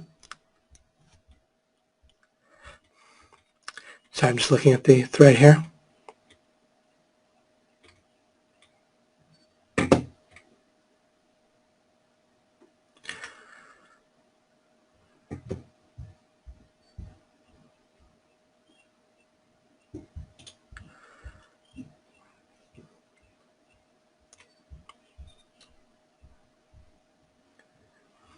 Great, I'll get back to this, Shima. Okay, that was a little bit of a minute or two for us. All right, so on this slide, I'm going to talk about momentum, and this probably be fairly not too tough here to go through. So we have this idea of momentum. Obviously, we have an idea like it's a positive thing, and it is overall to be able to take advantage of at times, or at a lot of times. It's in one sense a bit of a vague concept, but it also is fairly clear, and it's kind of clear in a vague way, right? Even though it's an odd statement, it probably makes sense when it relates to momentum, right? Even in physics, it's kind of a little hard sometimes to remember the actual formula. It's kind of odd. I think it requires acceleration rather than just velocity in physics. Like a very heavy train that is moving at 60 miles an hour, but if there's no friction, if it's not accelerating, I think it has no force and no momentum, if I have it right. But I have to relook that up to make sure. It doesn't matter. However, for this, I just kind of saying that for a little bit of getting our minds warmed up. Okay, so but instead, let's construct the idea of momentum this way, for the sake of our talking. I think this captures the idea pretty well in a useful way. When a thought or an action that you have or take makes the next one in the same direction more likely, right? So if you want to, or if you want or need, let's say you need to start to do a bunch of work on your website or on a client's website, then, and if your mind's a little bit scattered and plus you don't feel that motivated to do it, then or regardless, it remains true that if you, one way or the other, sit down and start working, then each kind of action you take and each kind of thought within that task that you have, it kind of sucks you further in, but it actually makes the next one feel easier and you're more motivated. You don't even necessarily think in these terms, right? But you tend to be more motivated. It also, your mind's less scattered, your focus zooms in more on that task, and then it itself becomes easier. And there's all sorts of reasons and contextual things that start to get drawn in that, like vectors or like currents all getting drawn in that direction. Where again the motivation is easier, the understanding of it, you understand what you're doing more easily, and in every way it's kind of more likely that you'll continue in that direction. The same is true overall. The more actions and thoughts you have regarding, let's say, finding clients or people to work with, or whatever business that or offer that you're building and acting on, the more you're kind of having thoughts and taking action in any way, until and unless you encounter blocks. But that's something we were looking to dissolve ahead of time, right? So and then I'll make that relate here in a second. So let's forget about blocks for a moment. Let's say that you don't run into obstacles that'll end up stopping you. So first of all, as you gain steam, as you have thoughts and actions towards a business venture that you're doing, or an aspect of a business venture like getting clients, then whatever you do, in the absence of you being stopped, it'll have an obstacle, which we'll get to in a moment. Then the next step becomes more likely and actually more effective, right? Because let's say you start networking in your town, then if you've been doing it for a couple months, then your networking itself, the same amount of time, the same amount of communicating, it'll probably be more effective. You'll probably be more comfortable with it. Plus, you'll probably be able to know more people, so you'll be able to refer to people when you're, oh, you know this person, cool, I know him too. Or you might be talking to a person that you've already been introduced to, as opposed to when you were talking to someone more cold. Or maybe you have a few introductions, right? Maybe in a year of doing that, the person will know several people that you know, right? And then plus, if you're taking other actions of building up your site and your rankings on Google, then you have that going for you. So more and more currents or vectors are in your direction, and so the next step becomes more likely. And the fact that it's going to be more effective, you're going to get more bang per buck, also makes it more motivating, right? This also applies in just physics with a car. As a car gets rolling, it's more likely for it to go in the same direction that it's in inertia, right? So inertia is becomes more on the side of that direction rather than working against you. So that identifies what's going on with momentum. Once that in and of itself, that identification is actually useful to kind of just see. It's maybe a little bit cliche all by itself, but weirdly for me, identifying it in that way is helpful all by itself. But then it kind of leads to some further thoughts which are less obvious. Okay, so I put obstacles aside for a moment. Let's bring them back in. Now, on the one hand, by gaining momentum, then things that could be obstacles no longer are, right? Physically, we can see this pretty easily. If you have a car that's traveling at 60 miles an hour, then it'll run right over a 2x4 generally, right? Or a truck, certainly. But a 2x4 put behind the wheels of a steel truck can keep it in a driveway or even keep it on an incline without rolling. So that it's a full obstacle when the truck isn't moving, but then when it's moving at a certain speed, then it rolls right over it. So some obstacles get run right over by momentum, and so one way to deal with obstacles that you can't overcome, that you aren't overcoming right now, regardless whether you can't, that aren't being overcome right now, is to get momentum on your side. And how do you do that? In practice, it's what we've been talking about. We get more context on our side, right? If you're not going to be able to break through a fortress one way, then start to get more things in your favor first, and then you can break through the gates or whatever. Of course, separately, you can look for a weaker spot to break through, right? But right now, we're just talking about momentum, and that's kind of separate. The other thing is that obstacles can break your momentum. Also, drag, friction, can prevent you from gaining momentum. So we want to be aware of the benefits of momentum. And in practice, I just find that people very often are not acting and thinking as if they understand the benefits from momentum. Again, maybe if they had a pop quiz about momentum, maybe they could come up with this top thought here. Maybe they wouldn't. Maybe they come up with something a lot more vague. But still, what I find that people really don't take advantage of momentum nearly as much as they could. Focusing, channeling your focus, like Cotton talked about, that that operates with a similar principle, or obviously it causes momentum. But what we want to do is plan to keep momentum up, not have it kind of stop before it starts, and then also plan, so we want to plan for it not to be like broken or stop before it starts, but also there's a separate type of planning with momentum where we can plan on momentum. And the reason that matters is when we understand that by default our mind thinks and extrapolates very linearly. And what I mean by that is that when you think about doing a task or accomplishing something like having a client agree, a potential client agree to become an actual client, or a customer to become an actual customer,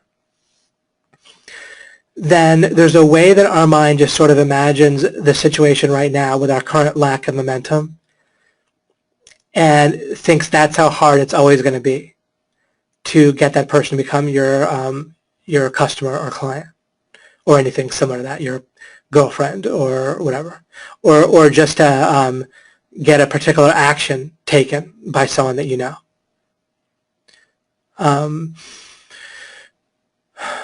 Or to get them to stop doing something. So people often won't really think about, well, maybe I want some momentum on my side and timing on my side before I really ask the person to do this thing or to stop doing this thing. Or maybe asking someone to stop doing something or to do something or to change an error they're making. Maybe you can think about that like a 2x4 in your relationship with a person, where I'll see people just kind of rush out and tell someone that they're working with or that's working for them especially to just do something differently or to do something better or whatever, or just to do something.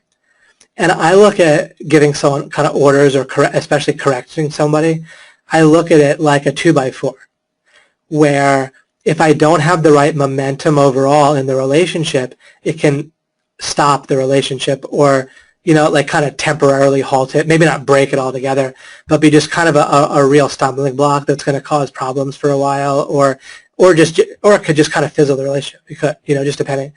But roughly speaking, I look at it like a 2x4, where I want to make sure I have the right momentum before, so I pick my timing, and I might create inertia in my favor and a context that it's not just in my favor to get them to do it. They might do it regardless if I just ask them cold.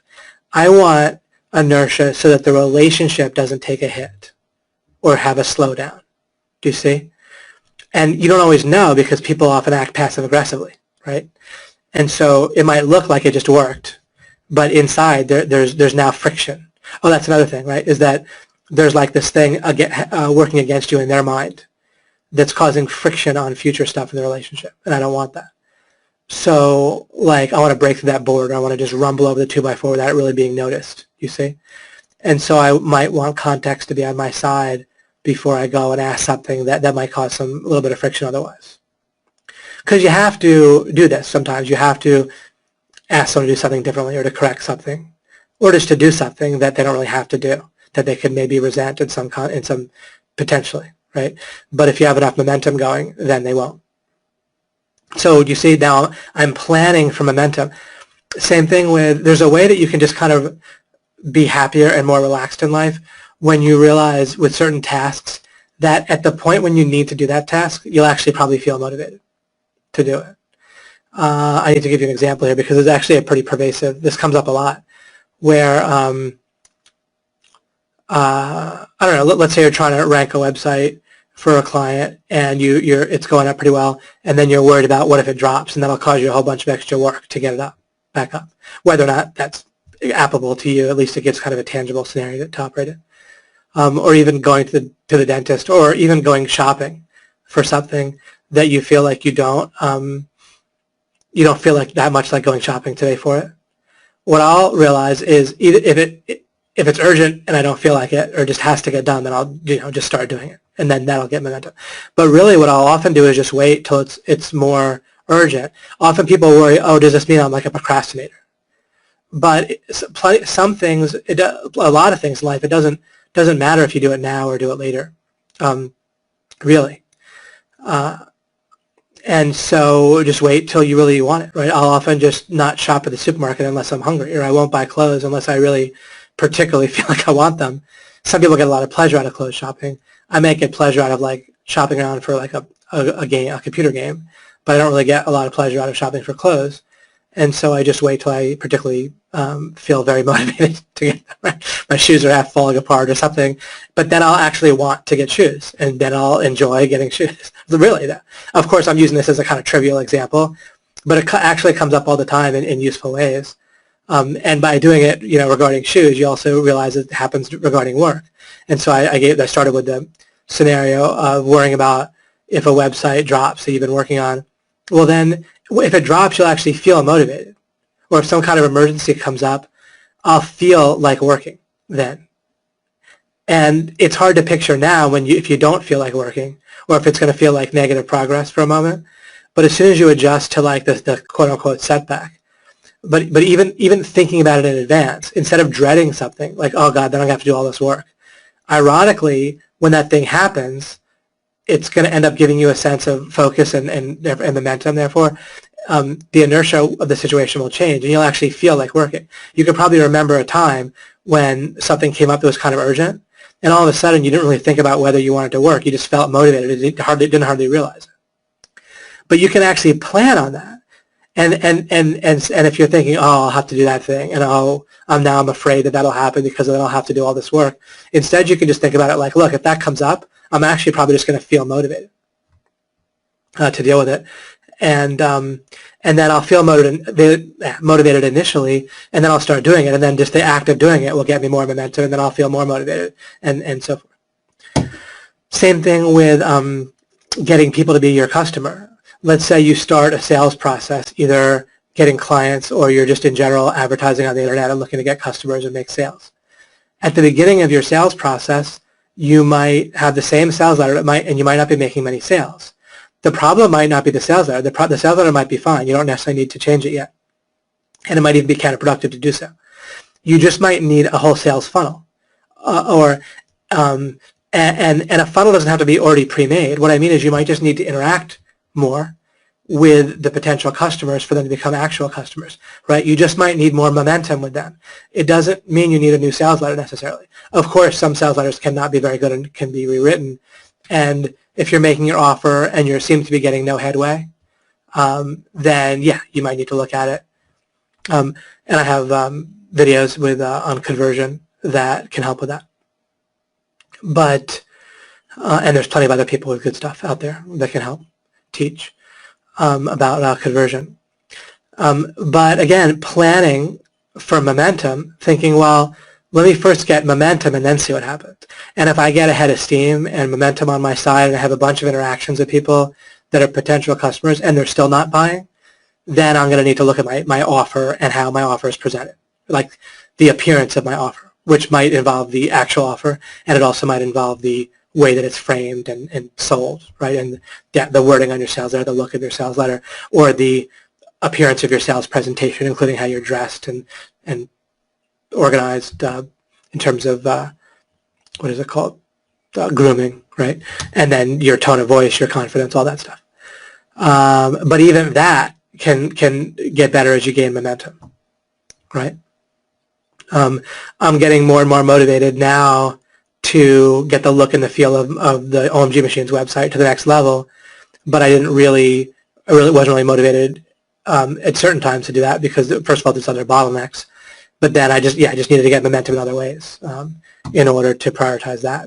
It's more a matter of bottlenecks than momentum, perhaps, but one way or the other. And even now, I'm not like that motivated, but I kind of want it to happen, and so I just start poking around and building a sense of things within a new platform I'm looking at for the site and the members area and so forth.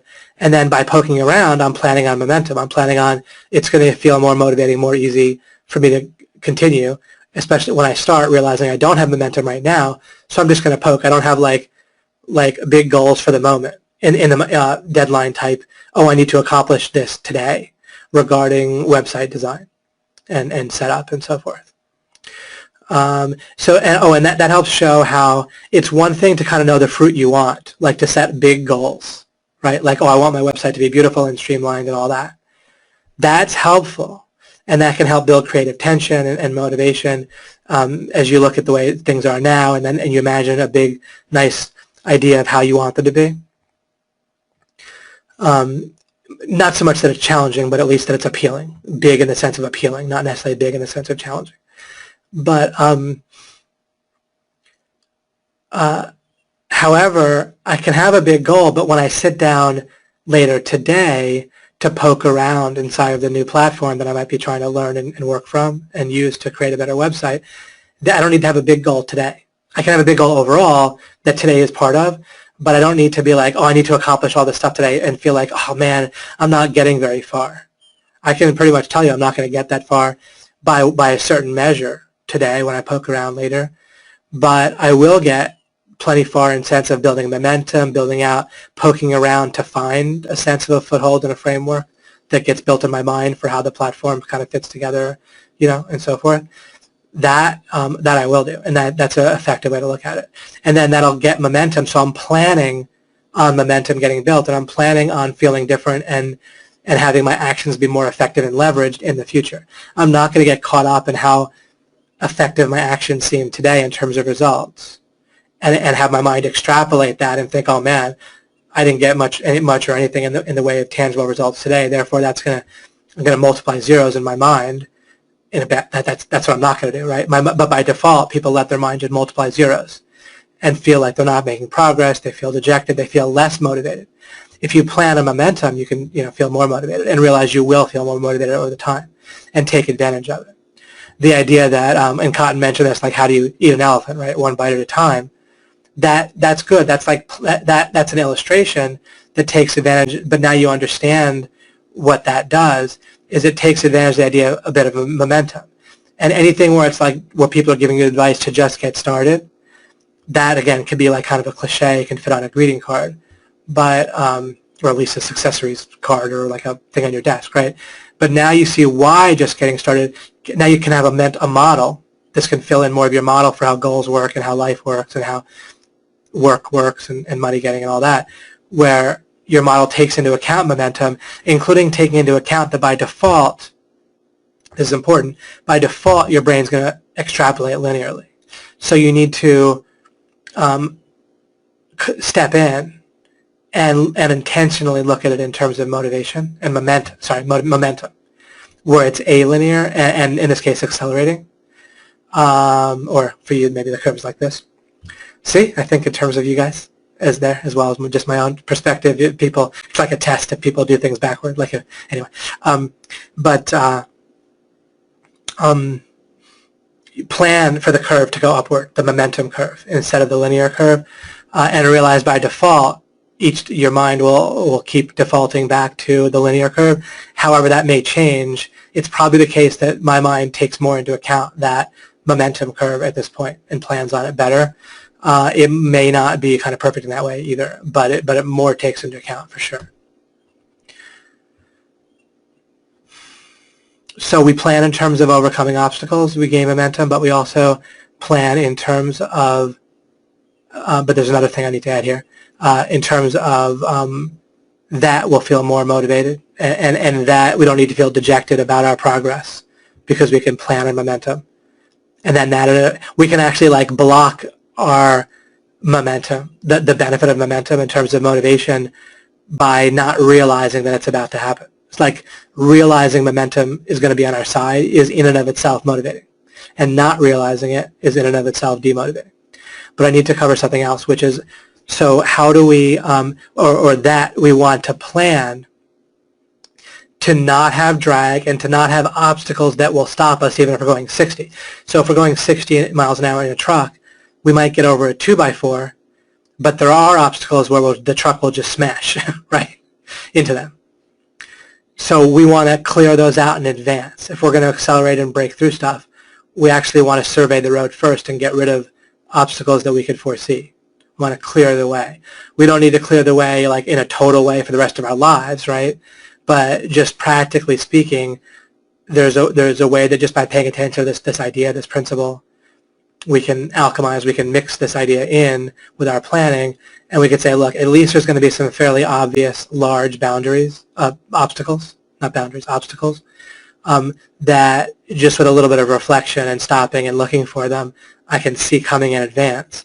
I clear those out in advance because otherwise I'd have to stop my momentum, I'd have to stop my truck down to 0 miles per hour, right? Brake, get out of my truck, tear down this obstacle somehow. Right? Maybe I have to actually stop. Maybe I come to an obstacle on the road. Maybe I have to actually stop my truck, reverse, turn around the other direction, go to Home Depot, buy a sledgehammer or buy whatever tool it takes, drive back there, take down the wall, when I could have thought of that in advance in some way. Right? Of course, I'm being a little bit metaphorical here, but I think you can apply that to your planning in business or whatever else. Could be dating or whatever. Could be business relationships, which affects your business, but it's also overlaps the idea of relationships where, okay, wait, this thing would be an obstacle. That, by the way, here's a great example of that, is before you start working with someone on a particular agreement or task or a whole venture, they're signing a contract to pay you as a consultant, you're doing a joint venture with somebody, you're doing a joint venture with someone to form something that will then also go and get clients, right? You're partnering with someone, and the two of you are going to have clients together. Before you make the you kind of sign or have the final agreement with your joint venture partner on your venture that you're doing, with the clients that you guys do together, you can see certain obstacles that are going to come up and plan for those in advance and agree on them in advance, because it actually might be too late later.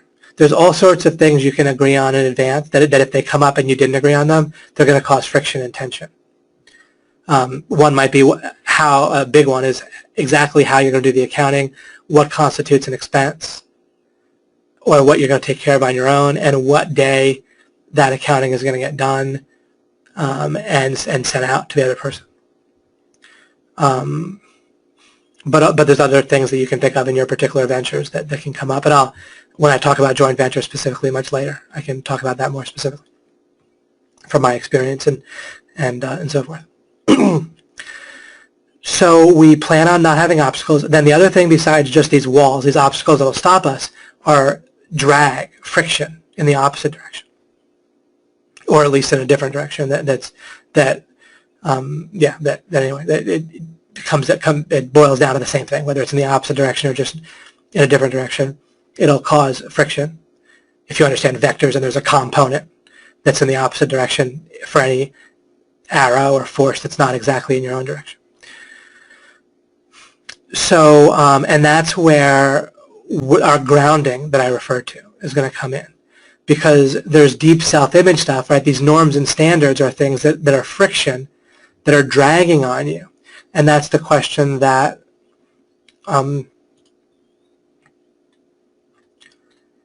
Michael Griswold asked, right? This is an example of a drag on Michael's and all of our momentum, had to do with our core norms, our core feelings of what we should do, and are we good, and should we feel guilty and ashamed, or scared, but often we're scared of social rejection, right? That's hardwired into our minds, but then we can frame our way out of it, and so forth. So with certain drag, you'll never no amount of mindset, and like what Matt Kellogg wrote is great, like no amount of the other success mindset books are going to reduce some of the drag that's going to come from your deeper self-image that can only be removed through the proper way of knowing and thinking and understanding.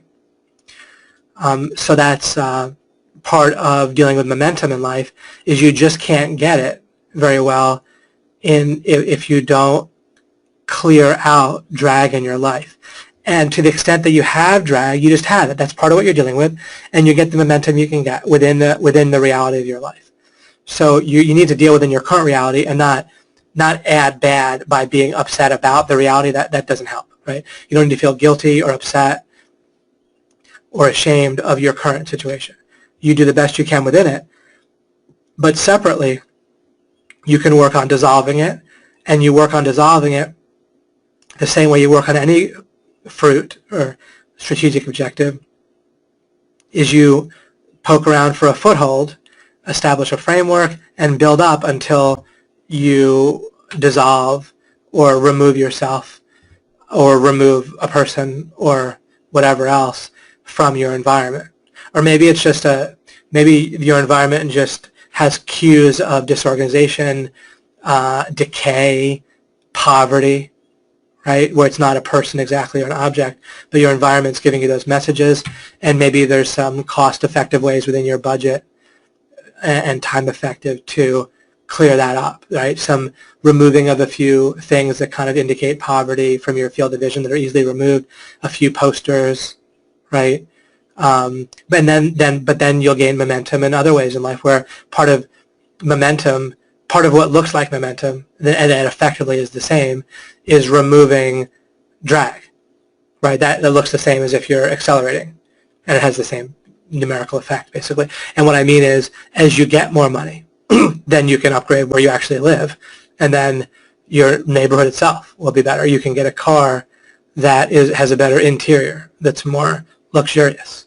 I'm not advising that or not, but it is true, right, that will reinforce an anti-poverty, like a wealth mentality, and it really happens. So it may or may not be cost effective. There may be some other way to spend that money, but anyway, something to think about.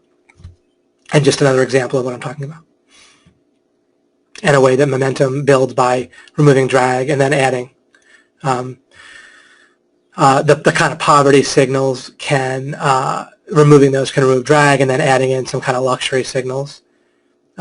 Luxury, you don't want to spend probably more than like 10%. I'm a little bit giving my opinion here, but kind of my educated guess, maybe roughly 10% on luxuries is maybe a good rule of thumb. And then that's like enough to kind of reinforce wealth and give your mind some motivation in a way, but not enough to kind of screw you up, and then once you have a kind of sense of it, then you don't have to feel conflicted or guilty. You can just say, all right, 10% for luxuries. But I have no idea whether it's good to start with that when you have very little money. The way I operate is not doing that. First I make sure a stable base, and I might not spend anything on luxuries until I have my stable spending under control. But then at that point, then you might do 10% or something. Okay, let's go back to that slide here. Finally, this is pretty cool. Momentum, I'm just reading here for a moment. Momentum is very valuable, but it does come at a cost that you want to plan into account. The cost of maneuverability. So here's what we do, and then I wrote in parentheses boundaries and sidebars. And then I wrote, do boundaries add or subtract from flexibility? So this is a pretty great concept, but I think pretty easy to communicate here. Think about, if momentum makes it more likely that you're going to proceed in the same direction, then there is a potential cost, which means that you're less likely to go in a different direction. And if it turns out to be the case that going in a different direction is better than going in the same direction you're in, then momentum can actually work against you. Now, if we think about vectors and forces for a second, to the extent that you know about those things, if you don't, you can look it up or look at a Wikipedia thing on vectors, or just ignore me. But let's say you have momentum in one direction, and then there's kind of a little bit of a turn that you need to make. a lot of that momentum is still helping you, right? The component of the vector that's a little bit diagonal but mostly in the same direction as your momentum, there's a component that's still heading in there's a component of the old direction that's still heading in the new direction that's kind of pushing you forward, so it's helping you. But then there's a component that's kind of still pulling you to the original momentum thing and not right in the direction that you're trying to go. So you can be aware of that, and there's like a cost benefit. One of the things, practically speaking, that can come up is you can get really all this sense of momentum, like you want to keep on doing what you're doing, but the other parts of your life can actually be too much ignored. They can feel too much less important. So I deal with that with boundaries, and a sidebar is maybe a type of boundary. An example of what I mean by a sidebar is if I say, look, I'm going to make sure to spend at least an hour a day on average with my wife, plus an hour a day of like family time. That's either just with Chance or with Chance and my wife, depending on whether she needs to use that time to go do something herself or whether we can all spend it together. And then, as I mentioned before when I said something like this in a recording, of course I could spend more. A boundary, a boundary just keeps out the wrong, right? It doesn't it doesn't stop me from spending more time. But so I have that sidebar like boundary, right, where it's like a side track in my life, a parallel track that I make sure to keep. And then that makes it easy. That allows me to get momentum in a way where there's not friction or drag from wandering from the sidebar. The sidebar is boundaried off, where and I can keep it flexible where it doesn't have to be at a certain time. Well, I generally spend time with my wife when Chance still takes a nap, so that actually is more set a little bit from someone else in stone. But then the time that I spend otherwise in like family time is I keep more flexible because I can, right? So I keep as much flexibility in it as I can, but then there's the boundaries, and it's a little bit like quarantined off in a good way, where I can maintain my momentum in general and not have to watch my back with that or screw it up because it's defined, it's clear. And then you can do the same thing within your work, or like there's other things that just come up that you have to go to the dentist or get a checkup of some sort, or make sure you have your car registration, right? Things like that. And you can actually get all this momentum, but then have this drag from these extraneous tasks that feel like they're less important. And what you can do is once again have like a sidebar in your life where you, I call that also niggling type tasks, and there might be a distinction between niggling tasks and other things you might put in your sidebar, but it's at least in a subset or an example. Things that are going to kind of nag at you and again create a friction or help create an identity of someone who has their life kind of fraying at the edges, or you feel like you must be so busy because you're not attending to these simple, like relatively simple tasks, like making sure your car registration is taken care of, or whatever it might be. So I want to take care of those right away, because otherwise they reinforce again this kind of self-image of like someone that's too overwhelmed, or can't even do these simple things. So that it might work one way or the other. You want to have a kind of set apart, boundaried off way of dealing with those things. It could be that you flexibly just kind of make sure you check every other day or every day, and just quickly take care of those things. And maybe you're flexible on when you do that in a day, but you still kind of make sure it happens every day, 2, 3 days, once a week, whatever. But one way or the other, where you have this sidebar that's getting those things taken care of, and where it's intentionally divorced or separated from the momentum, so you can kind of keep momentum in life for getting your clients or setting up your offer or whatever you're doing, and not feel like these things are subtracting from your momentum one way or the other, because they're just quarantined off, and you have a time when, all right, it's this time it's scheduled, I stop, I'm not working. Because you can totally maintain momentum and motivation like for a thing in general in life that you're kind of working on that's kind of like a long-term or a kind of mid-term type thing that might take you weeks or months to do with work. And it can be outside of work too, but let's just say with work or money getting. You can have that and maintain momentum with that, and still at a particular time totally drop it for a little while, And it's pretty easy to do if you just look at it a certain way, right? You just say, all right, during this time, I'm clearly just going to have this goal triggered and nothing else is going to get triggered. I'm just, this goal is active, the other ones aren't. Your mind has a pretty easy time processing that generally. As far as I could tell. If not, then we can, we'll continue to work on stuff that'll help with that anyway. Like the stuff that we discuss in Alchemy will make it easier for you to delineate things and distinguish things. But it could be as simple as just scheduling so that your mind has a tangible, clear way or signal where, all right, we drop the other goals for now. That's not going to hurt your momentum overall with it as a week-long or multi-month-long project. But for now, I'm just taking care. It's the time to take care of what would otherwise be kind of niggling tasks that are kind of a little bit different topics, but they're all relate to just things I need to take care of, but they're not part of my main goal. So that's how you maintain momentum that way. And I'll just make the point or assert that boundaries, the way I keep showing you about them, they actually add to your flexibility.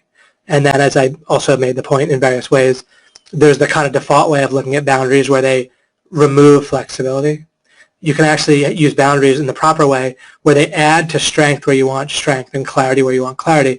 But in doing so, they add flexibility overall. Right, within the area that you're intentionally boundaring off, you have total flexibility within that area. If you didn't have the boundary, what happens is there's this gray area, and you start to feel more perturbed as you approach the boundary, and you actually have less flexibility.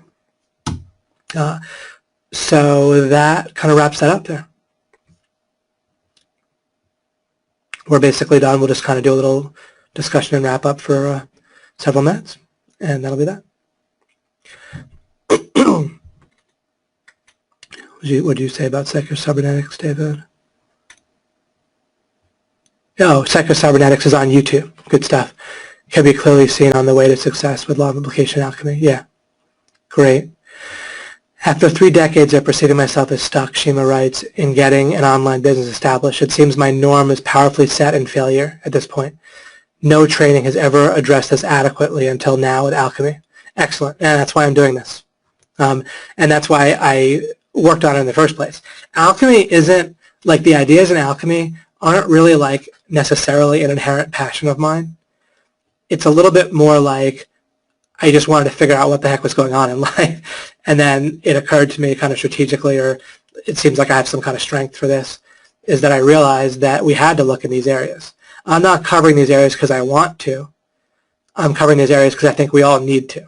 And I've dug in them and discovered about them because I think we need to, because I think it's like the most practical thing.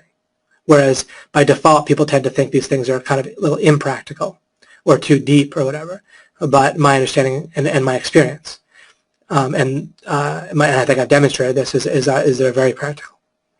And then you wrote something earlier, Shiva, that I said I wanted to pop back to. Let me see here.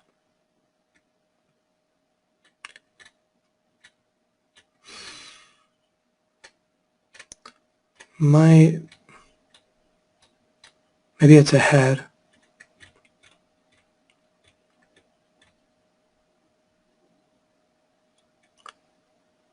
No, maybe it was just this one.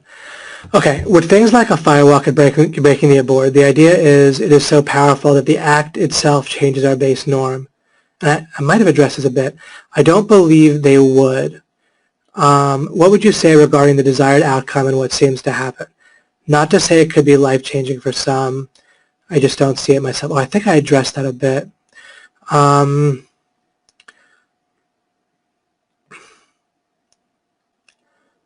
Yeah, maybe just to be a little simple here, we can treat experiences or ideas like that as sort of things that could be what kind of breaks through. They're kind of like breaking the board itself.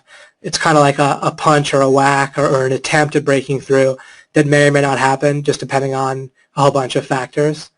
And we'll be making all these different attempts also to kind of break through with alchemy. But the approach we're taking, I think, will do it. Instead of relying on a metaphor, we're just going to get to the actual ideas. Your other big question is further down. Okay, thanks, Shima.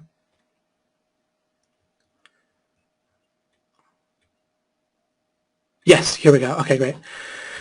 Is this a good way for me to begin with alchemy, Shima asks. One issue, in quotes, I bring to alchemy, I'm reading it out loud for people that listen on MP3. One issue I bring to alchemy is the years/decades of abuse from my past, and also past life stuff of mega failing as a leader. The past life is in quotes too.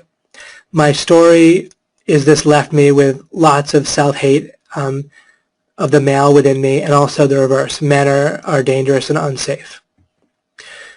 This has become my model of the world, my norm and standard. This is where I begin with self-assessment as I enter into alchemy and how I will measure progress. So far I understand my new norm will be for max happiness in a perfect world for me and others as possible. Right, like that's where you stand, but then there's a lot more work to done. Like the standing, and I think you already know this and agree with it, but I'm just saying, we stand there and then we need to do a lot of work from there that we're doing, right? That's why I didn't just have one webinar and say, hey, everyone have a norm or an idea for max happiness for themselves, and then for others. And exactly, and we're definitely, the stuff that I'm dealing is exactly the place to be to deal with stuff like that. That's really otherwise, yeah, some things sometimes prove effective and sometimes they don't, right? Just kind of talking it through with standard, that type of standard therapy or Gestalt, you know, like different things or different ways to kind of break through with people. But by understanding really what's going on, again, we're going to get to the basic elements.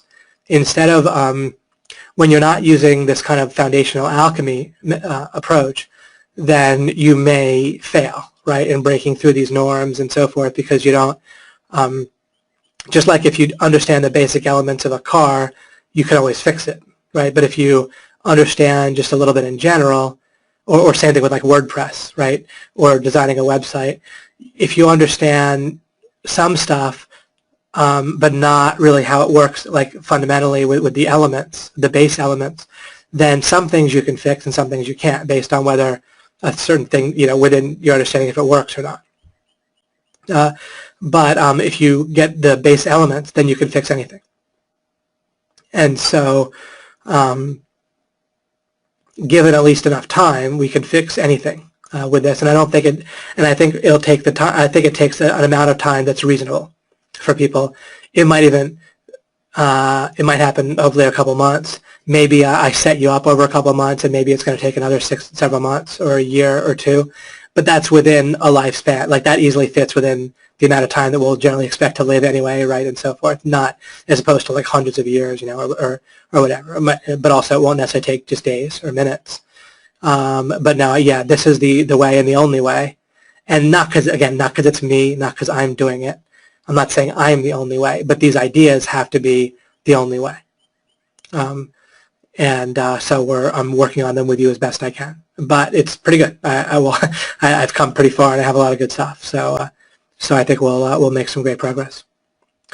Dave Keys in response wrote, I found that what David teaches seeps into my awareness in unexpected days. Often after some time has passed, a night or a few days, then something surprising has become part of my view, norms, and standards. Awesome. Yeah, because part of what I'm doing, I'm kind of doing two things in parallel with you. Again, I've referenced this in the past, but the two things in parallel are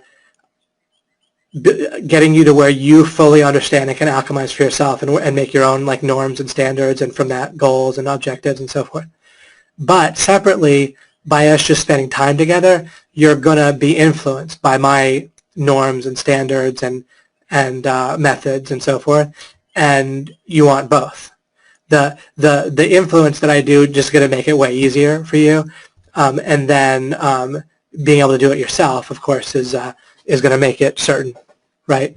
But I'll kind of help you overcome the activation energy, so to speak, if you know that metaphor from with my own like energy and just association with me. But that wouldn't be enough in and of itself. It'll help you to then do it yourself. Exactly, you'll be in the field continuously. Awesome, exactly right. David, lots of gems here, worthy of pondering further. Any chance of getting transcripts? Yeah, I think we're still planning that with Mike to be doing the transcripts of these. So I think that'll happen.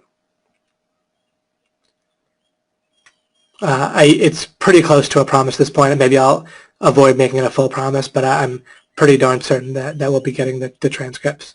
I don't have like an instantaneous process for getting it right away, but I'll get with Mike. He was traveling a bit, but I think we'll maybe have it that pretty systematized. Oh, great. Yeah, Chandra, you'll like this. This is I think I'm very pleased with this webinar. Get time on our side as well as get motivation on our side. Yeah, absolutely right. And momentum and everything. One quick thing with the momentum idea about it comes at a cost of maneuverability. In addition to the sidebar for like niggling tasks, in addition to making sure you have things like your family where you don't neglect it, and maybe health, right, and so forth, exercise, that sort of thing, depending on your preferences.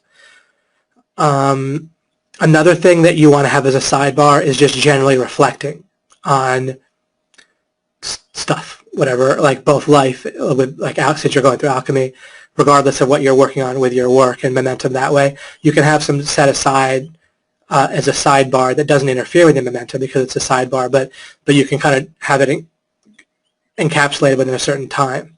And it's very easy to have goals be kind of turned off and triggered at the right times, and you just kind of schedule things. It's less to do with scheduling, I'm going to do this at 8 p.m., as just identifying to your mind, I'm going to work on this now for a quarantined amount of time. The quarantining, the defining, I'm going to do this for the next, while I'm getting coffee, while I'm out here, for the next half an hour, whatever it might be. So either for an outing, like getting coffee, or I often go to dinner or lunch by myself and work on something, and I'll work on something while I'm doing that activity. That'll be my defining. By defining when it begins and ends, it's not a time management thing, it's a goal triggering and goal letting go management. So I don't really think in terms of time management typically, unless it's really relevant to that activity, which it rarely is for me. And I'll maybe talk more about that some other time. And I also talked about it. I need to lift that. I'll actually import that on a webinar, a hot seat with Joe. But I was saying that it's more about triggering and turning off goals, turning on and off strategic objectives. That's separate from dissolving ones that are fully unhelpful. Like you have a number of norms and standards and then goals and strategic objectives in your mind that are unhelpful. They're totally counterproductive and maladaptive. Those you just want to dissolve, period.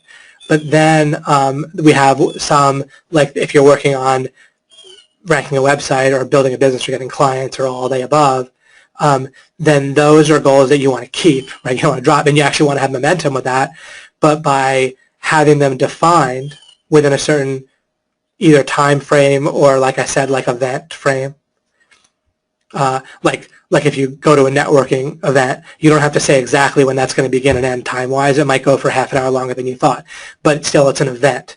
So your goal time frame is determined by while you're at the event. Do you see what I mean? And maybe while you're driving home, you're reflecting on it and thinking about it too. But you want to have signals or definitions, whatever, defining features that for triggering goals on and off. That's yet another thing that I'll probably want to talk more about. But that's very relevant for momentum. Okay, back to the phones. Clearing obstacles, is this an example? Before closing a client, this is from Megan Lee. Is this an example? Before closing a client, you want the client intake form ready for them to fill out so as not to break the momentum of working with them by not having the form available. Think and plan ahead to keep the momentum going. Yes, excellent. Right. And one of the reasons Cotton and Stephen Floyd's and other people's methods work so well is they, one way or the other, have built systems that that work with reality, and part of reality is momentum and having it not get broken. So that's beautiful. That's a great example, Megan, of that. I'll remember that for the future. I'm teaching this in the future, or I'll hopefully remember. Shima, how's this approach? I can look at my actions in a day. I can ask of self, or like of her mind, she means, is this action, but self is a perfectly good word to use. I'm just clarifying for people listening. I can look at actions in a day. I can ask of self, is this action building momentum? Is this action, when you're thinking about potentially taking a particular action as you're planning, is it building momentum? And what goal am I building momentum on? Yeah, you're absolutely right, Shima. This is great. This can help me identify the momentum I am intentionally building and increase my motivation. That's just excellent. That's just exactly right. Great rephrase or example or application of what I just said. That's awesome. So great. I like it's always nice when sometimes I kind of stumble upon topics that are kind of inherently tangible and easy to explain. I think as you spend more time with me, you'll see that when I'm stumbling around or kind of vague, it really is more of both like the topic and the fact that I tried to come up with something more tangible and just wasn't able to before the webinar or that sort of thing. But I am aware of when things are kind of vague and how to make things understandable. It just sometimes it's just inherently doesn't happen at a particular by a certain deadline. But that we'll get to it. We'll make it work. Is the drag from momentum itself good? It isn't. Drag is, as you're asking this, I'm thinking drag seemingly would be like relative to the goal. Like so, if we call that inertia, and inertia can mean the inertia of traveling in a certain direction. So if your car is going 60 miles per hour, it has inertia for going 60 miles, moving in that direction. Inertia doesn't just mean standing still. So I think what we'd be saying here is inertia. Is the inertia for momentum itself good? It's good for that direction, and it's bad, so to speak, or counterproductive if it's better to be in a different direction. Or if it's like a diagonal, then part of like the component of the vector that's going in the way that you want is helpful, and the component that's not going in the way that you want is unhelpful. Maybe next time I'll try to have a diagram for breaking that shows like a vector diagram from the internet that kind of shows components, so you see what I mean. I'm not sure how many people already know. It might be all of you already know that from physics, but might be good if I showed a picture. David, this is super info. Thanks for thinking this stuff up and sharing. You're very welcome. Very welcome. I do put the time in, most certainly. When David is laying down the foundation. That's fun. Thanks, Brent.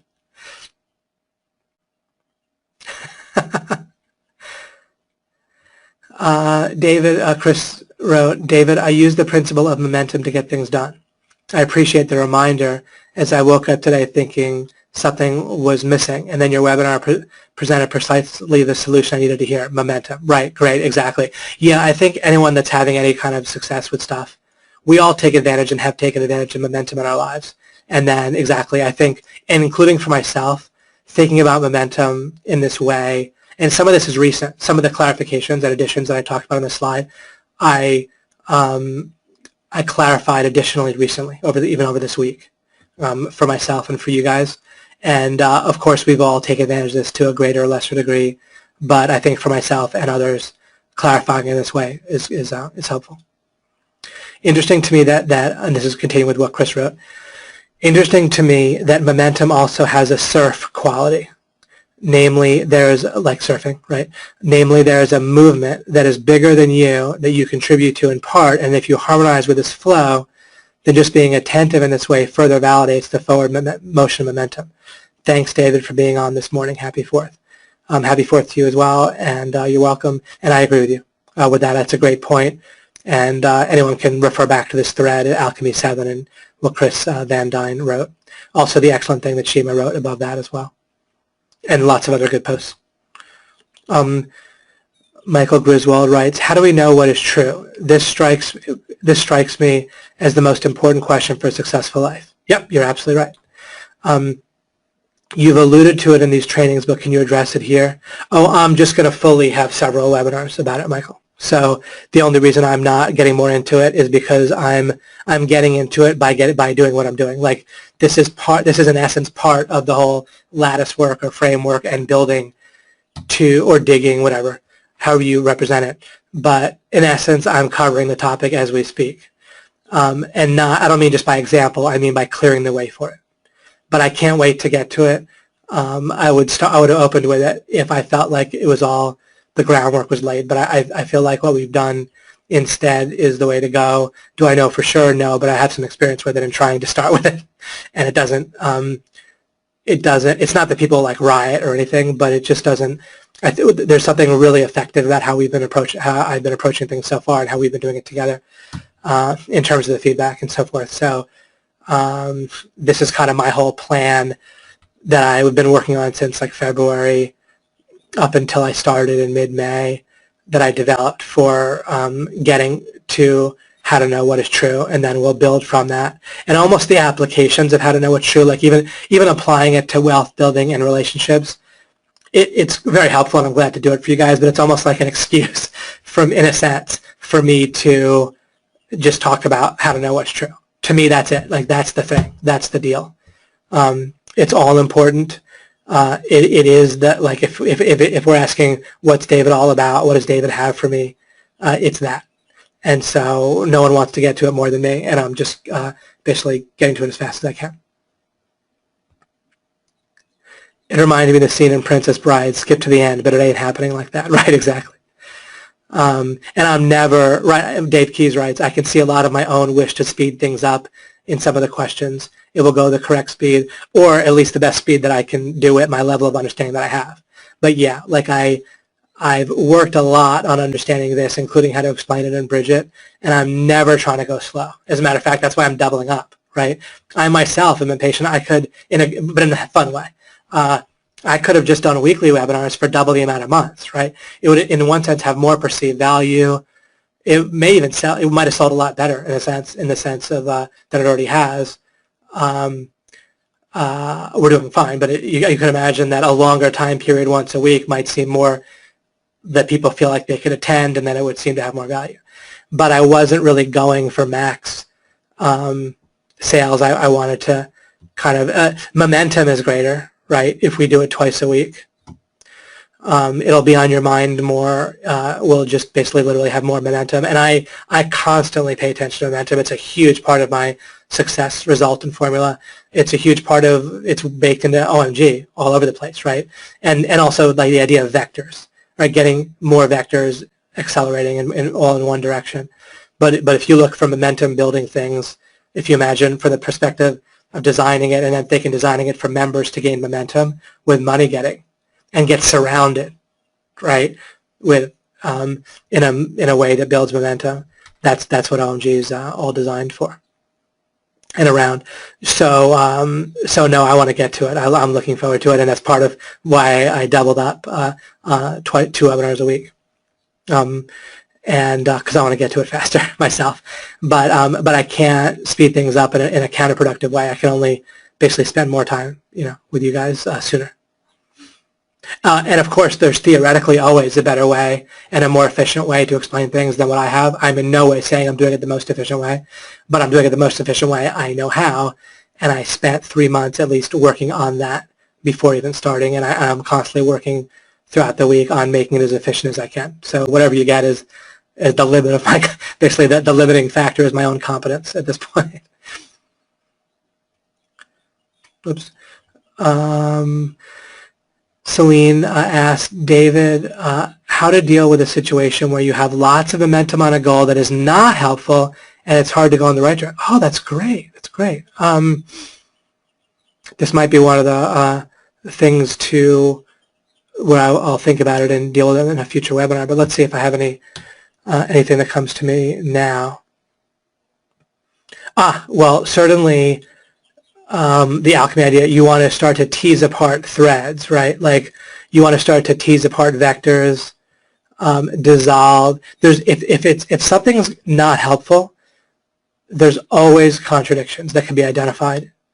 And when you do, there's something that goes on. I'm going to give you a little bit of a deep thought for a moment that I don't understand fully, but I understand it within this kind of boundary. There's something that goes on where when we think about fundamentally what's our root of our power, what's our leverage point for interacting with our mind and so forth. There's something, and interestingly enough, we wouldn't see it because we would see like the result of it in life, but we don't. When we use our power as a conscious being to change reality based on the difference between like using our power or not, and then we get a better result if we do use it. We don't see that go off, right? It's invisible, and we only see like the ripple effect of it. So it's interesting to try to identify it and understand it. We have to work at it to understand it.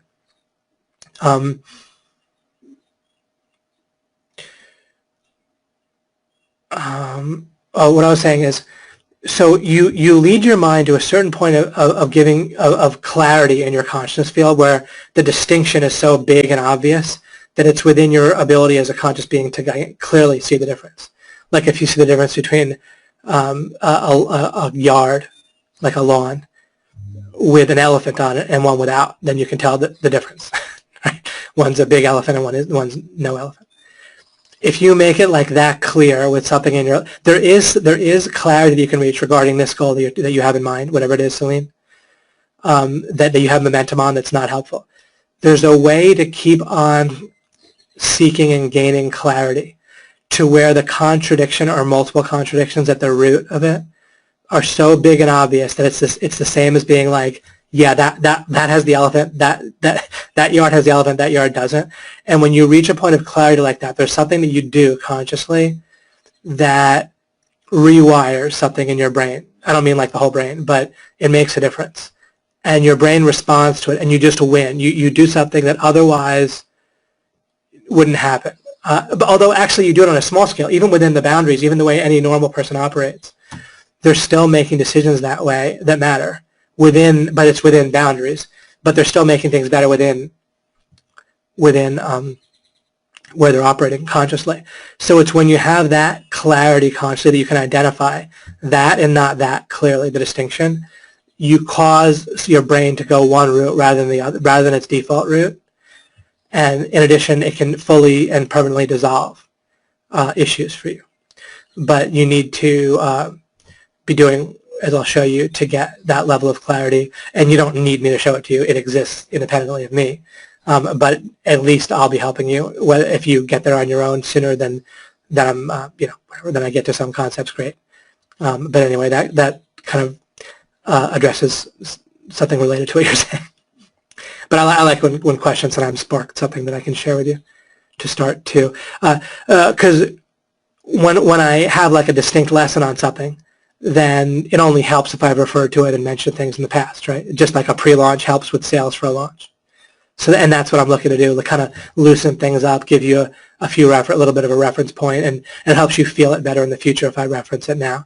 Don't get too worried about if it makes sense, so to speak. Something won't make sense or feel like it makes sense unless you kind of triangulate on it. So the first time I mentioned it, maybe one leg of a three-legged triangulation or something like that.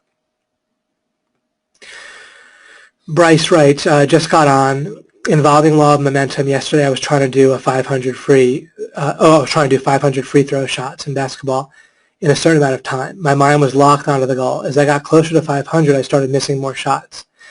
Does this relate to how the goal experienced a type of resistance? Right, like it's like you slow down or you start to look at the other thing as you get closer. And that's a good question on how to set things up ahead of time so you maintain momentum all the way through your goal. It strikes me as something that relates to breaking through the board where your hand will kind of slow down and hedge, like your muscles will kind of hedge as you get closer. And you want to be able to, one of the things I already knew I wanted to show you how to do as we get to the foundational stuff is how to go after goals without hedging. You want to dissolve the things that are going to hedge and where you can be fully ruthless. So at least this gets me like a mental note and sets up the question of how do I not have to hedge and things, and I'm getting to that, and I knew I already was planning on getting to that. But yeah, you see it in practice, right, how the hedging messes you up, and how even, as I referenced before, how muscle fibers hedge, right, as a real thing and also as a metaphor, meaning that you don't use all your muscle fibers in the same direction or else you could lift massively more heavy things, and that's when you get the stories of a mother lifting a car off of her child or something like that. For a moment, the muscles don't hedge, and they all operate more in the same direction. And then same thing under hypnosis. Someone can lift more weight under hypnosis. Debbie, wow, I've learned so much from you, and today has been amazing again. Thank you. I'm so glad, Debbie. The example about obstacles bored behind the wheel when parked versus the vehicle moving and having momentum really was an aha for me, along with many others during this call. Thank you for the energy and time you put into your teachings. I'm in Project B, and there was no question about whether I would continue in Director's Cut. Great, on the Alchemy journey, or at least on Alchemy. Wonderful. Thank you, Debbie. I'm so glad. And I'm very heartened. I'm very glad. We want to get everybody in Project B, hopefully popping over here. I might stick this one in Project B after the fact, just because it has the roadmap, like explains things, just to so anyone that might not have known to hop in, they can see what Alchemy is all about. So I might put that replay in there for them. Oh, you're welcome. You're welcome that I'm having it this time. Yeah, I try to get a little bit of a balance of time zones. I always think about time zones of people around the world and things like that, and people that work during the week or all sorts of things, and try to hit both times at least. And yeah, there's something, one of my other thoughts in doubling up webinars in the week is that, of course, plenty of people might attend both. That's ideal, and it's nice for me to have some attendance and some energy on the webinar. So I appreciate you coming for that reason as well. It kind of helps everyone, right, for you to show up live and participate when it's reasonable for you to. But anyhow, I also made it so at least if someone could attend one of the 2 times regularly, then it would give you a chance to participate in one of the 2 discussions, and that's sufficient for people, and at least get some participation. Although again, to the extent that you're able to come on more often live, it helps everyone. Susanna, this is awesome. Loving this is twice a week at times when I can attend live. Oh, wonderful. I'm so glad I got you, Susanna, and wonderful to have you here. Could I explain vectors again? I'll look to do that separately. It's in an old lesson that I did a long time ago. I might be able to import it as well, but I'll maybe just treat it separately. But roughly speaking, it's just like the idea of forces in a particular direction.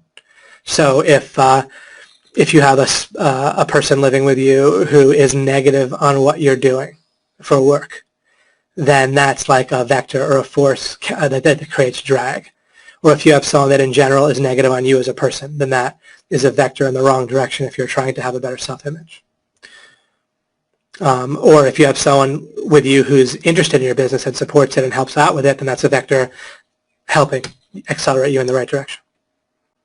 And if you have someone that mostly stays out of the way and is kind of supportive but not like that supportive, then that's a vector a little bit in the right direction and kind of no drag in the wrong direction mostly, especially if you don't have them in the same room as you, right? Like someone who's generally supportive as a spouse, but if you're working in the same room as them when they're busy doing something else, then you don't want that. Like you want to physically be in a room with only people kind of in the same vector as you generally when you're doing something.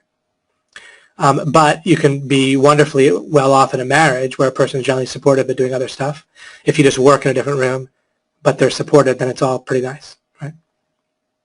Jeremy writes, thank you so much, David. I'm planning to watch the replay several times. Too many gems from this, altering my perspective to allow finding more gems. All these gifts within one webby, truly mind-opening. Wonderful. I'm so glad, Jeremy. Yeah, this is a pretty action-packed one for sure.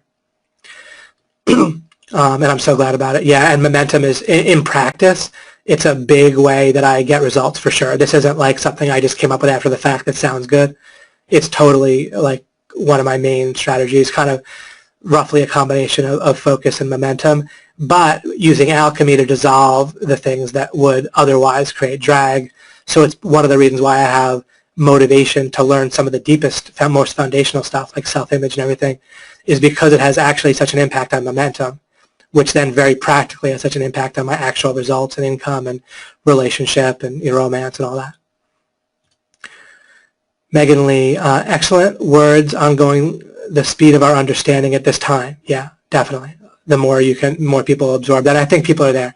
I think very much people get the fact that, especially now that we're doubling up, where obviously I care about going quickly. I'm not trying to slow roll things. Not to worry how others are going faster or comparing negatively or setting arbitrary time posts, which can be discouraging, right? Just be aware that there are more efficient ways and get the speed and momentum up to what I understand right now. Stay open and poking around for more efficiency, and be continually happy with the momentum I can create with what I know now, and also plan that the momentum will build and that motivation will naturally be there through the entire process. Yeah, this is great. So much evidence and expression of people getting this, and both getting this with momentum, and also people are really in a great place with alchemy overall, and really ready and also breaking through to a large degree, ready for more breakthroughs. Really terrific and really more than I might have expected. So I'm really continue to be really encouraged by where people are at. David, how soon will you get this webinar posted? No rush, I just missed the first hour. I will, usually it's within a few hours. I have to, one version of it processes on my computer, the one that gets recorded on my computer. That's without the webcam. And then another version gets recorded online on GoToWebinar. And then that has to process, and then I download it and upload it, process the one on my computer, upload it, and then I run it through Camtasia and make an MP3 as well and upload that. And then it's a little bit about if I have some events that I'm doing in my schedule that I usually get those things started right away. And then, but generally with a rule of thumb will be in a few hours. Last time I actually just a little bit forgot to post it until about a day and a half. But I got one of the replays up right away, the one. But then didn't get the MP3 up right away. But that'll be rare. Normally I'll get it up the same day. I like your comment. He continues to write about using the manifestability consciously rather than the default of unconsciously. Manifestation happens regardless. Yeah, like we act upon, our mind acts upon how it's currently configured all the time. And then that it's manifesting results based on that. And then he goes on to write, if one can participate consciously, then this is exciting and ideal. Absolutely. And then I referenced before, by the way, now I'm not reading for a second, I referenced before how overly simplistic metaphor that kind of at some point breaks down, but still it's kind of helpful to a certain degree is thinking about how you kind of move your mind around with magnets, so to speak, and then your mind makes the results, but you kind of move it around with magnets. Is a little bit like, again, don't get too wrapped up in the metaphor, but it's pretty helpful on the surface to think about life that way. And it kind of gets us thinking that way. Like our mind makes stuff happen, but there's something we do that kind of can guide it around. And if we guide it to make stuff happen in terms of foundational understanding, then that changes the ballgame totally. And that's, of course, what we're doing here. In addition to everything's practical, in addition to surface stuff. And then, again, what Chris wrote was, if one could participate consciously, then this is exciting and ideal. Perhaps you can go into this a bit more later in a later webinar. And again, part of participating consciously is when you're looking to get the foothold in the foundation, rather than that's the highest or most ultimately effective way of participating consciously with your life and your mind and everything. Just a suggestion might be helpful, and it is an important distinction from all of the other manifestation doctrines. Yeah, starting with the foundation as you lay out and then doing so consciously. Yeah, thanks. I'm quite aware of like Wayne Dyer, for example, who talks a lot about manifesting. And I'll obviously, by what I've explained, I talk about things that are distinct from what he talks about. I like Wayne Dyer, who I nearly certainly passed away, sadly. But also there's definitely distinctions and additions that I'll show, and maybe places where I would disagree with him. And then we're good. Just about done here. Thoroughly enjoyed this time with everyone. Thank you, David. You're welcome, Michael. Celine, David, in one of your first webinars, you said we can help you help us by listening to what you're saying. What else can I do on my behalf apart from listening to webinars to make progress with LOI? You can kind of quarantine or schedule or whatever, like time, or an event, like going out and eating by yourself or getting coffee, whatever, tea, with a notebook, and you can you can write down like a question that you are working on, and then you can kind of circle important aspects of that question. And I'll try to give more of like the kind of practical way that you can work on ideas, like in terms of like surface actions, like I just described, which is different than kind of conceptually. I'll try to develop that for you guys also a little bit more soon. But yeah, basically scheduling some time or an event to just reflect in various ways, including having a notebook and writing some stuff down, is a great way to do it. And I'll talk about how you can think through like scenarios in your mind using the concepts. Peter Turner writes, you talked about responsibilities for people in your life. You also, yeah, when I was talking about the in-group versus out-group idea, you also talked about removing people or yourself in certain cases. Can you talk about your strategy for dissolving bad or contradictions versus cases where you would just remove yourself? Oh, well, dissolving, I can kind of have a simple answer to that, I think. I always look at a dissolve bad and contradictions in my own mind. I might need to make a note and put something off if I have an urgent task that I'm in the middle of working on or something like that. But I'll note if I'm having like a bad fruit, there must be a contradiction. So I can't remove that. I have to excise from my mind. And then it's a little bit of just a cost benefit, alternative use of resources and priorities regarding whether I'm going to look to remove issues that from other people that I want to keep working with, or I just need to divorce, using that word in a general sense, not like a marriage sense, from people totally. So yeah, it's just kind of like looking at alternative use and priorities and so forth, and it's kind of a simple answer, and perhaps I'll have a more in-depth answer over time. Okay, I will cut this off at the mere 2 hour and 45-minute mark here.